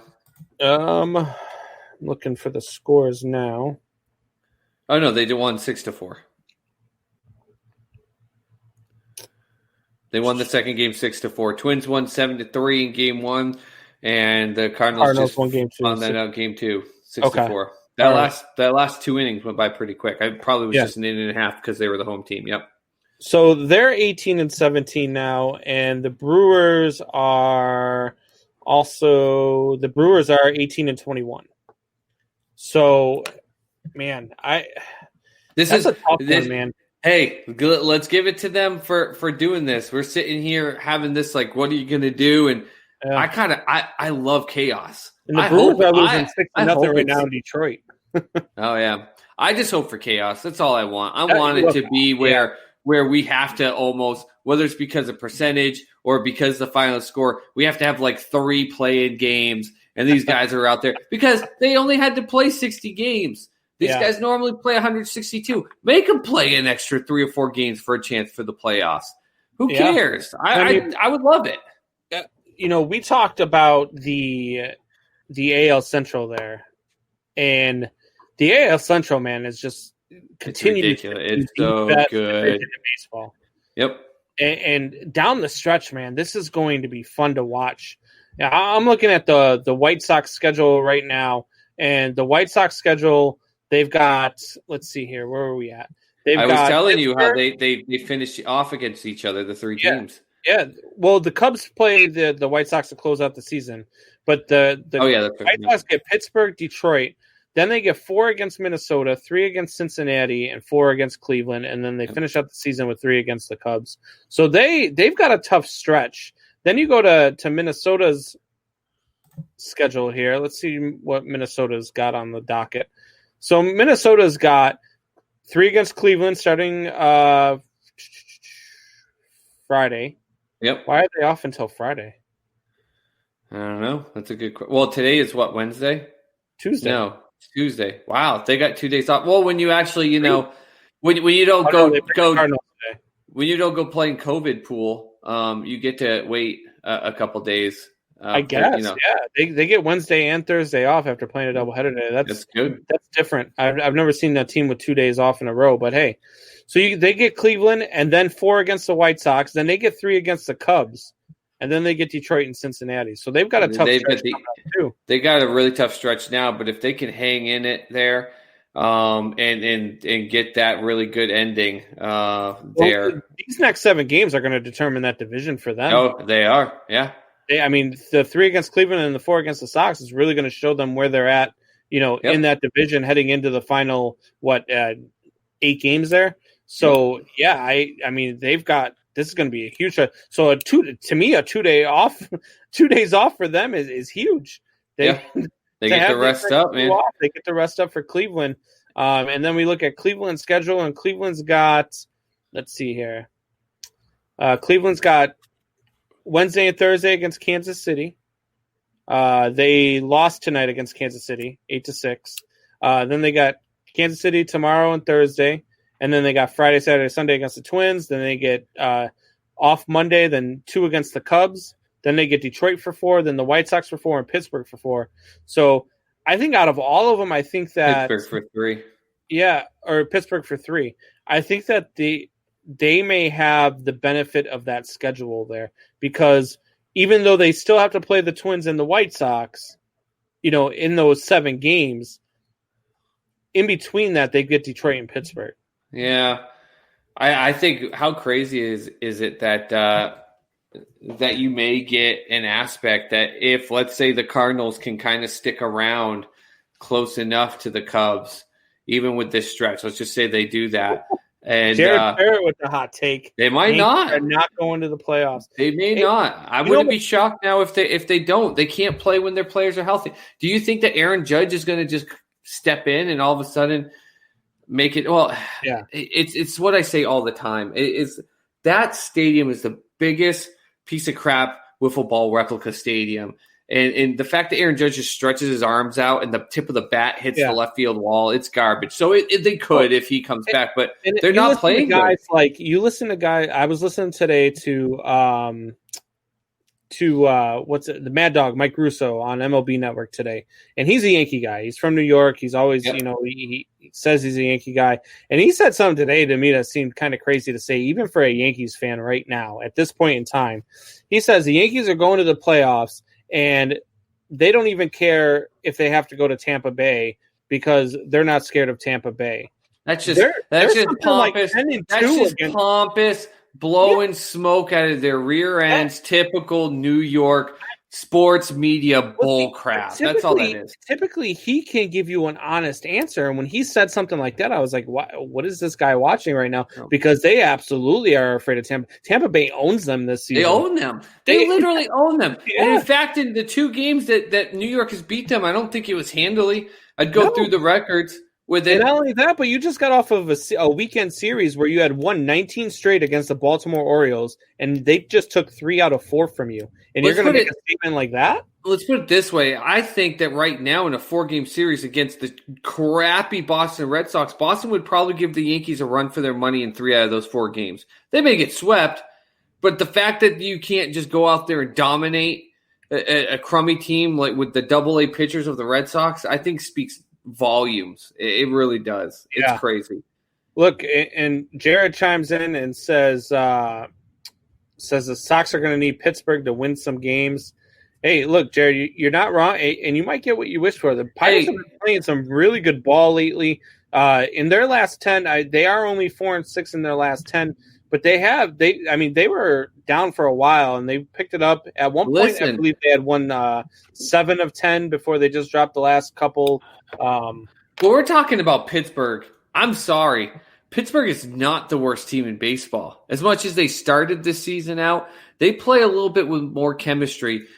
The god-awful team down the street from me. The Texas Rangers are god-awful. I've tried to watch 2 of their games, and it somehow made me watching the Red Sox game seem like there's more hope. I can watch the Red Sox game at least to say there's some hope. I saw in the that future. On Sports Soup today where I posted it on our page actually, where they're 3-13 versus the Tatis hit that grand slam. 3-0. They're bad. They're so bad. So right now they're actually the worst team. They're tied. The Pirates have 13 wins and the Rangers 13 wins. But here's the problem with that saying. I keep hearing that the Sox need these guys to do worse so they could get the first pick to go get that guy. The worst team this year is not going to get the first pick, Jared. It's not going to happen. They're going to take the collective last 2 years just due to some stipulations, and it's going to be that collective that gets the first pick. The worst team this year is not going to get it. It's not going to happen because of the amount of games that they're playing this season. So we can wish for it all we want, but because the Sox weren't the worst hot garbage last year, and teams like Pittsburgh and like Texas – are bad teams last year and this year. Those are the teams that are going to be fighting for that first pick. It's not going to be Boston. There's also all these teams that we're talking about. We're talking about how good the AL Central is. We're talking about how good the Dodgers are. We're talking about, what are the Cardinals going to do with this stretch. Everybody's forgetting about how good the Philadelphia Phillies are right now. Philadelphia Phillies are I've got my World Series friggin' team sitting here watching them fly. Bryce Harper came out about 2 weeks ago and said we need to have a stretch where we go 9-1. It needs to happen right now. And then that's what they did. And in their last 10 now, they are 7-3. They're a game and a half behind the Atlanta Braves. They're going to finish second in that division, so they're going to go to the playoffs. Look, and I know we said that, if the Padres got to them, the Padres are going to beat the Phillies. They're a better team than the Phillies. They still are. The Phillies are playing ball the way that they're playing ball right now. They're not going to be an easy out. No, absolutely not. But the difference is in the balance. If we're going to compare that aspect with the Padres have been consistent all season. The Philadelphia Phillies haven't. That's the difference in that aspect. But at the same time, heck, they maybe get second. There's a good chance. Remember, I didn't pick the Braves to win the division. Now, I said it was going to be the Nationals, which is a horrendous pick. Absolutely garbage. And I said it was going to be because I thought it was going to be, but I didn't have them going. I had them even losing in the first round, though. I just thought it was going to be, they had more time after the World Series. They weren't going to be tired. They had that chemistry. I know they lost Strasburg, blah, blah, blah. And it's just terrible. But the Phillies may win this division. The Braves 6-4 in their last 10, and they're only a game and a half up with them going 7-3. I mean, this could be just as good of a last, end of season series showdown between these two when it comes to that. Now, the benefit for the Braves is their last games, they have 10 games. It's 3 against the Mets, 4 against the Marlins, and 3 against the Boston Red Sox. So they just have far more better. But then you look at the Phillies, they've got their last. They play back-to-back series pretty much against. No, they don't. They've got 4 games against Toronto. Then they do have 4 against the Nationals, but then they have 3 against the Rays. And the Rays may be looking to ensure that they completely close out that AL East. And the Toronto Blue Jays are playing lights out, and their goal is to keep the Yankees down there. So, Philly's playing great now, but they've definitely got a harder back end of their schedule than the Braves do. That's for sure. So they're going to have to keep playing lights out in order to keep up with them, I think. Yeah, absolutely. Look, the Phillies, man, they're an interesting team. They're just, you don't know how good they are until you play them or watch them play, and they kind of sneak up on you. Even with Bryce Harper, they're just like, man, I just don't. I wasn't a big believer in them before the season. I'm more of a believer now. They're playing really good ball. I don't know if they can sustain that all the way through for a playoff run. That's why I think that the Padres would handle them right now. Well, they're recent. They've been hot after that stretch you brought up, but look at their recent. They beat the Mets by 2 back on Friday. Okay, you beat the Nationals by 1. Teams you should be throttling. Then they lost 5-1 to the Mets. But should they be throttling them though? They lost 14-1 to the Mets. They beat the Mets only by 1 run after that. They beat the Sox earlier today, only by 1 run, and they're down by 2. So it's not that they haven't been hot, and of course they've climbed back up. But this recent last stretch of 5-6 games, I feel like they're coming down to earth just a little bit. Yeah. Yeah, no, that's the thing though. I don't think there are teams that a team like the Philadelphia Phillies, should beat. They're not that team that is that good that they have any games that they should win. The Miami Marlins, I think, are just as good as the Philadelphia Phillies right now, the way that they're playing as well. So, it's going to be a tough road for them heading down the stretch. They've got to continue to play good ball. But, yeah, they're definitely a team that not a whole lot of people are talking about right now. Unfortunately, I follow too many Philly sports pages. I don't know how it happened, some weird algorithm, and I've got like a couple Philly sports pages, which is fun when they rag on themselves because then I share it on Sports Soup. It's funny. My son says, "Hi, Dad. What's going on, buddy? Love What's you. up, Junior? Hope you're enjoying us yell at each other. Hope you're getting ready to watch Cam Newton beat up on Fitzpatrick for that for that ridiculous prediction of Pats over Miami. There, he's getting ready. I love that your boy's a Pats fan. Makes me happier. He is you know what's funny too is so when it comes to baseball, he's a Cubs fan. So he took after me with that. And but when it comes to hockey and football, man, I can't switch him. I can't get him to be a Bears fan. I can't get him to be a Blackhawks fan. He's Bruins and Patriots all the way. So don't try it. Let him be what they want. As long as it's not the rival. As long as he's not as long as he's not a Cardinals fan. Like for me, I told all my kids, I do not care who you root for. Root for whoever you want. Find yourself. Throw a dart at a map. But the thing is I'm going to put like a metal bar over the circle of New York because you will never root for a New York team ever. And one of my sons, my smallest son, one day came up to me. He's like, I think I like the Jets, and I was like, you could wash your mouth out with soap right now. And he was playing a joke on me.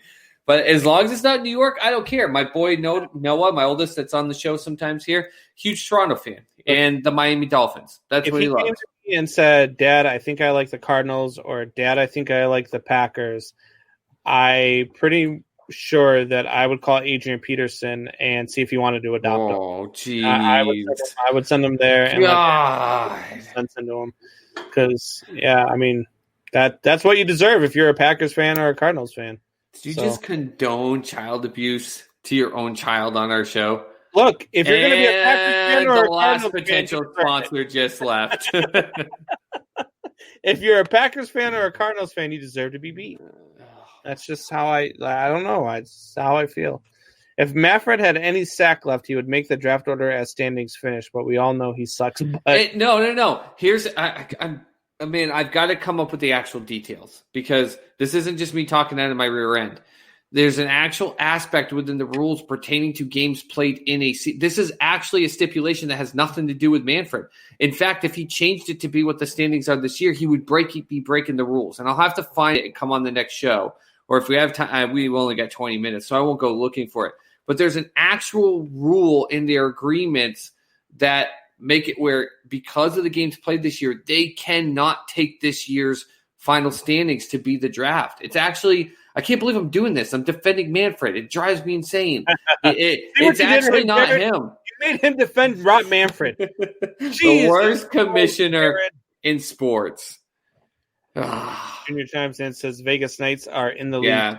In the second, that doesn't surprise me. That series is going to go. That series is going to go. I still have the Knights winning it, but I have the Knights winning it in 7 games because it's going to be that way. That's the Dallas Stars. The Dallas Stars this postseason, outside the round robin has been we're going to beat you 5-0, and then we're going to get our asses handed to us 5-0, and they've been able to get through on the final game, the deciding game. I just think that the talent of the Golden Knights, they are far too more of a united team where they're going to have something that happen. But when it comes to a game 7, they're just not going to let it happen, in my opinion. But it's hockey. I've been only flip a freaking coin in everything I've said. Junior says you're a Red Sox fan. Everything you say comes out of your rear end. He's like, just kidding, or am I? No. Man, here I am sitting here giving you praise for you being a Pats fan. And now I just wish I'd just boot your ass back to your father. You can go hang out with the Bears with him. And go be lonely. Just for that, I will not send you to Adrian Peterson's house. I know. No kidding. You're giving me crap, Junior, and your dad threatens child abuse on you. Really? Really? Now I know how that home was growing up. Dad, can I have a hug? No. You can get a slap in the hand and know that that's love. Yes, Dad. I see how the Combs household went growing up. Hey, look, you got to teach them, right? You got to teach them. All right, so we are Pearson School of Logic right there.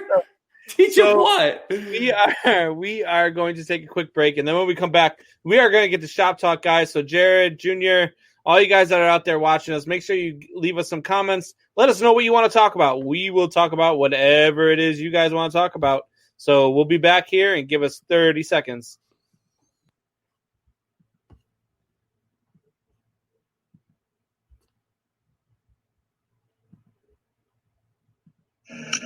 What's going on, Triple Shot Sports family? This is Brandon Combs, host of the best podcast on the planet. That's the Triple Shot Sports Podcast. Be sure to join myself and Soup Boss Chad Lounder live for 2 hours. Yes, I said 2 hours every Sunday, Tuesday, and Thursday at 8 p.m. Eastern and 7 p.m. Central on the RTF Sports Network Facebook page and YouTube. And if you miss any part of the show, you can hear us every Monday, Wednesday, and Friday on the drive home at 5 p.m. Eastern on rtfsportsnetwork.com. All right, we are back. Real quick, 3 things, super fast. Brian Cashman addressed its struggling Yankees, saying the fans deserve better baseball. No crap, Cashman. The Miami Heat just took out the Bucks. They are moving on. And Von Miller is out for the season for the Broncos. And Donovan's not coming back to the Thunder, so that's actually 4. My bad. Oh wow! All of that stuff just happened, like it just all hit my phone. Everything. The Von Miller thing I broke as I was running to get us to record it here, but it's official right now that he will not be playing this season. So, real quick, Soup, why don't you tell these guys where they can find us? Yeah, guys, so you can find us a couple different places. Of course, here on Facebook, on the RTF Sports Network page, and on Triple Shot Sports Podcast. But also find us also on Instagram and on Twitter at 3 Shot Sports. And talking about Twitter, by the way, we had a poll pertaining to you and your prediction of the Cubs. And I said, was that an insane pick or not? And then I put a third one, which was, is this even a real poll? That was 100% the answer on our Twitter poll, by the way, Mr. Combs. Is this even? People couldn't believe that you picked that. But at 3 Shot Sports on both Twitter and Instagram. And most importantly, It is Tuesday. So we have, if my math is correct, 5 days until Sunday. At this time, if we are not at 100 subscribers on our YouTube page, which is Triple Shot Sports Podcast, all you got to do is type those words in, hit subscribe. You are entered in to win memorabilia that's signed that's worth hundreds of dollars. But and if we've we get only to got Sunday 9 night, left. and there's 9 left, but if you wait until Sunday night, you just heard how he disciplines his kids. He's going to reach into that hat and pull out another one and backhand it and throw it away, and you're going to lose another one. Please, we're at about 50 more. Subscribe, share, get on YouTube, and give us some love. All right, so now it is time to get to Shop Talk. Shop Talk, as always, is brought to you by BigDog.net.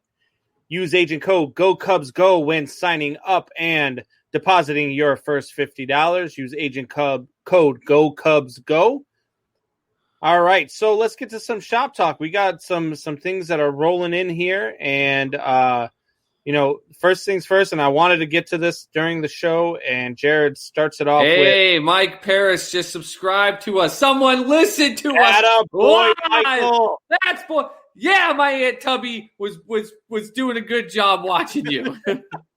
All right, so Jared says, speaking of the Bears, how do you feel about Footlong not being the starter? So, look, I've been getting this a lot, and Soup, you posted once they announced it and all that, and look, it doesn't surprise me.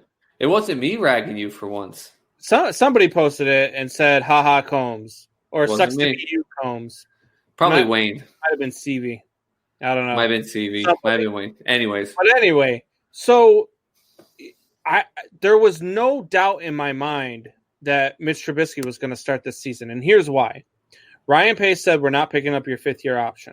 Ryan Pace went out and signed Nick Foles. He didn't go out and get Teddy Bridgewater. He didn't go out and get Cam Newton. He didn't make a bid for Tom Brady. He didn't go out and try to get Phillip Rivers. He went out and signed Nick Foles. So what he did there was said, look, we're not giving you your fifth-year option, and we're signing Nick Foles to be your backup. So this is going to go one of two ways.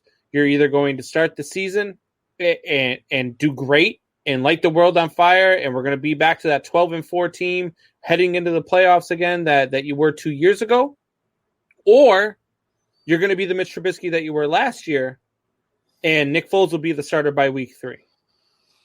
And so they're going to give him every opportunity to fail before they take the reins away from him. They're just because Ryan Pace he outsmarted himself with the draft of Mitchell Trubisky. He's got to try to save face. Nobody in the world saw him trading up to get Mitchell Trubisky as opposed to trading up to get Deshaun Watson. He didn't have to trade up to get Deshaun Watson. That's what's even crazier about it. He traded up from pick 3 to pick 2 when he could have had Deshaun Watson at 3. He could have had he could have had Mitch Trubisky at 3. He didn't have to trade up. He could have had Patrick Mahomes. The Niners fleeced him and said that they were thinking about going with the quarterback, and everybody in the world, other than Ryan Pace, apparently, knew that the Niners were not picking up a quarterback. No one. So I remember seeing that, and I was like, that's dumb. I had Wayne G, so I get a lot of my jerseys from Wayne G, and I had him on the phone. I said, look, after they make the pick, I want you to order my Deshaun Watson jersey. And they made the pick, and I'm standing up, and then they announce Mitch Trubisky. I turned off the TV, and I walked straight to bed. I didn't say a word. I was done. Like, I was just dumbfounded. I was like, there was no way they could screw this up. We're getting Deshaun Watson. We're getting a franchise quarterback finally in the franchise that were never. And Mitch Trubisky came out of there. How much do you believe that San Francisco, they were like, hey, we're gonna go down one and we're gonna get something we want because it's not gonna be a quarterback. But let's get Chicago to do it so they have to give us something to get Deshaun Watson, who we weren't going to pick at number 2 anyways. And how much do you think that as they were loading in their money, a la Mr. Krabs and SpongeBob, and they heard Mitch Trubisky, they just look up and like, you fools. Like, we didn't even have to do that. That's insane. Yeah. So he didn't sign Foles. He traded picks for him. Well, he signed him. They signed him for a They extended him, didn't they? Well, they extended him, but that was part of the trade.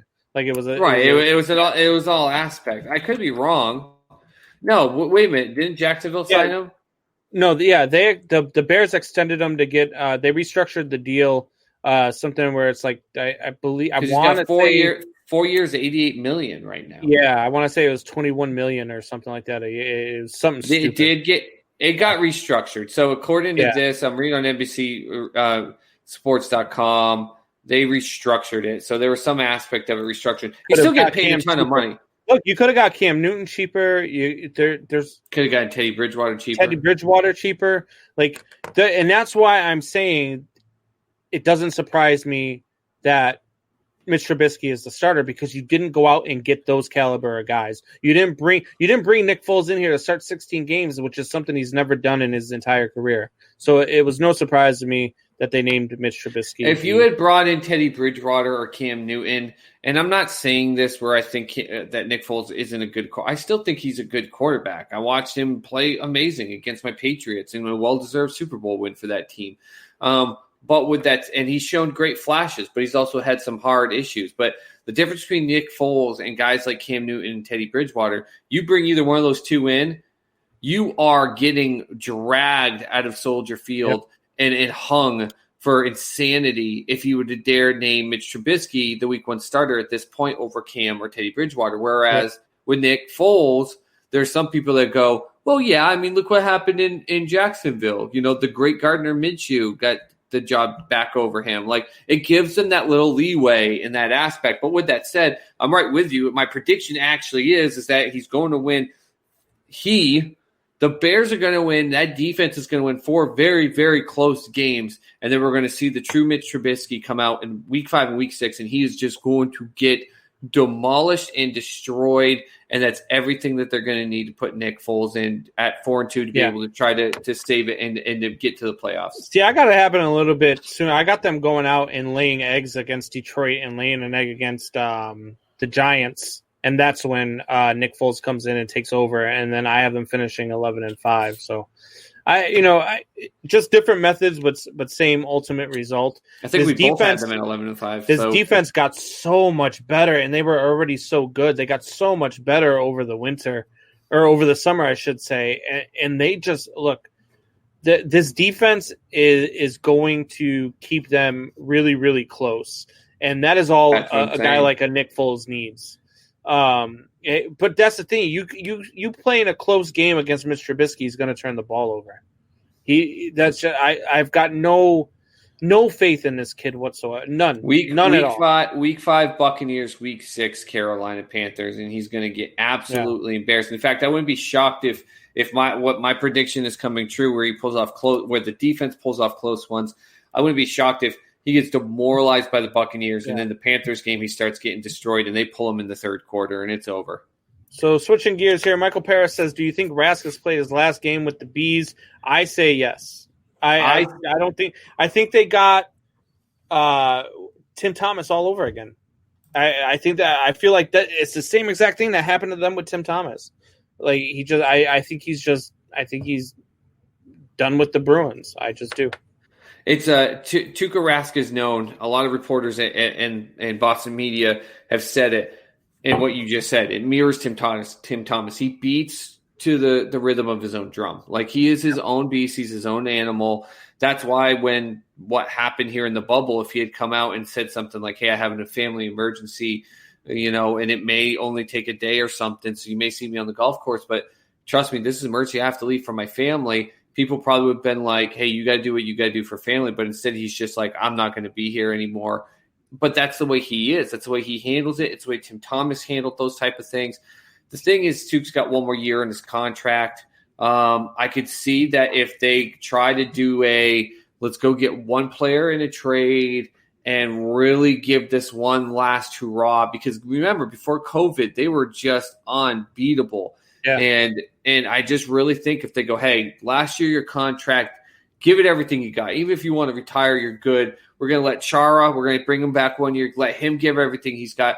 Let's give it one last hurrah. So I actually predict that they're going to come to some type of agreement. But with that said, I think that Tuke and Chara both come back, but I fully believe that they're going to go find and make a trade, not only for a stellar defenseman, but they are going to be hunting for a goalie. And that's why I think that Montreal went and got Allen from St. Louis. I think they knew that that's what Boston's going to do. They're going to go find Tuuk's replacement, but I think Tuuk will at the very least start this season as a member of the Boston Bruins, but it will be for the final time.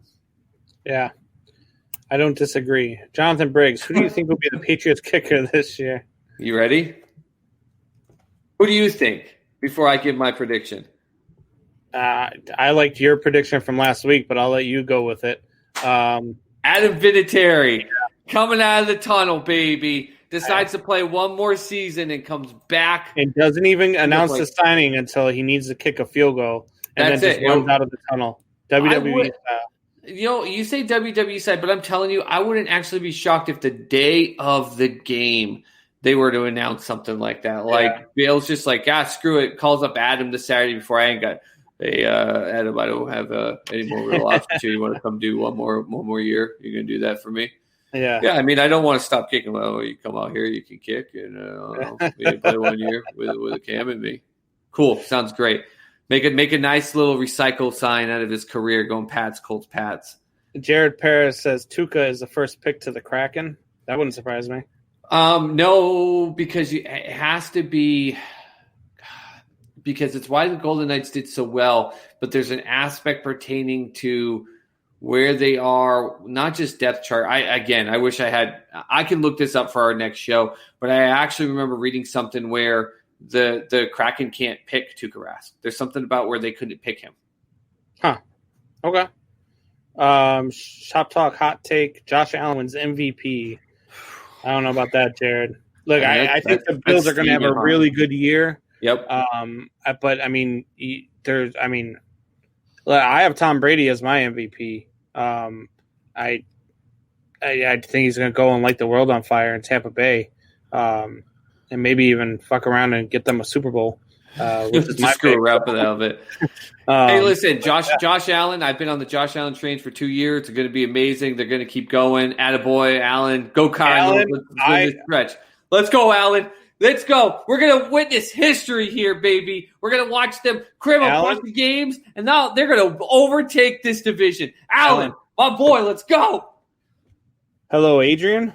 hey, I got a kid to send your way. I need him taken care of, please. You might as well go send him to the Detroit Lions, who are going to have such – we should have ragged on Sully about that, by the way, their prediction about how the Lions were going to do so much better. I still don't. Now, Allen is going to be he's part of the future of this NFL, 100%, without a shadow of doubt. And he's going to have a monster, even though I think last year was his breakout year. I think he's going to have a monster year, but I would still give Tom Brady, Patrick Mahomes, Lamar Jackson, and my pick, Russell Wilson, MVP nods over him. But if you're going to say, give me a team like I predicted with the Heat, a person no one's thinking of, I think that's not a bad hot take for a person no one's thinking of to be the MVP. Yeah.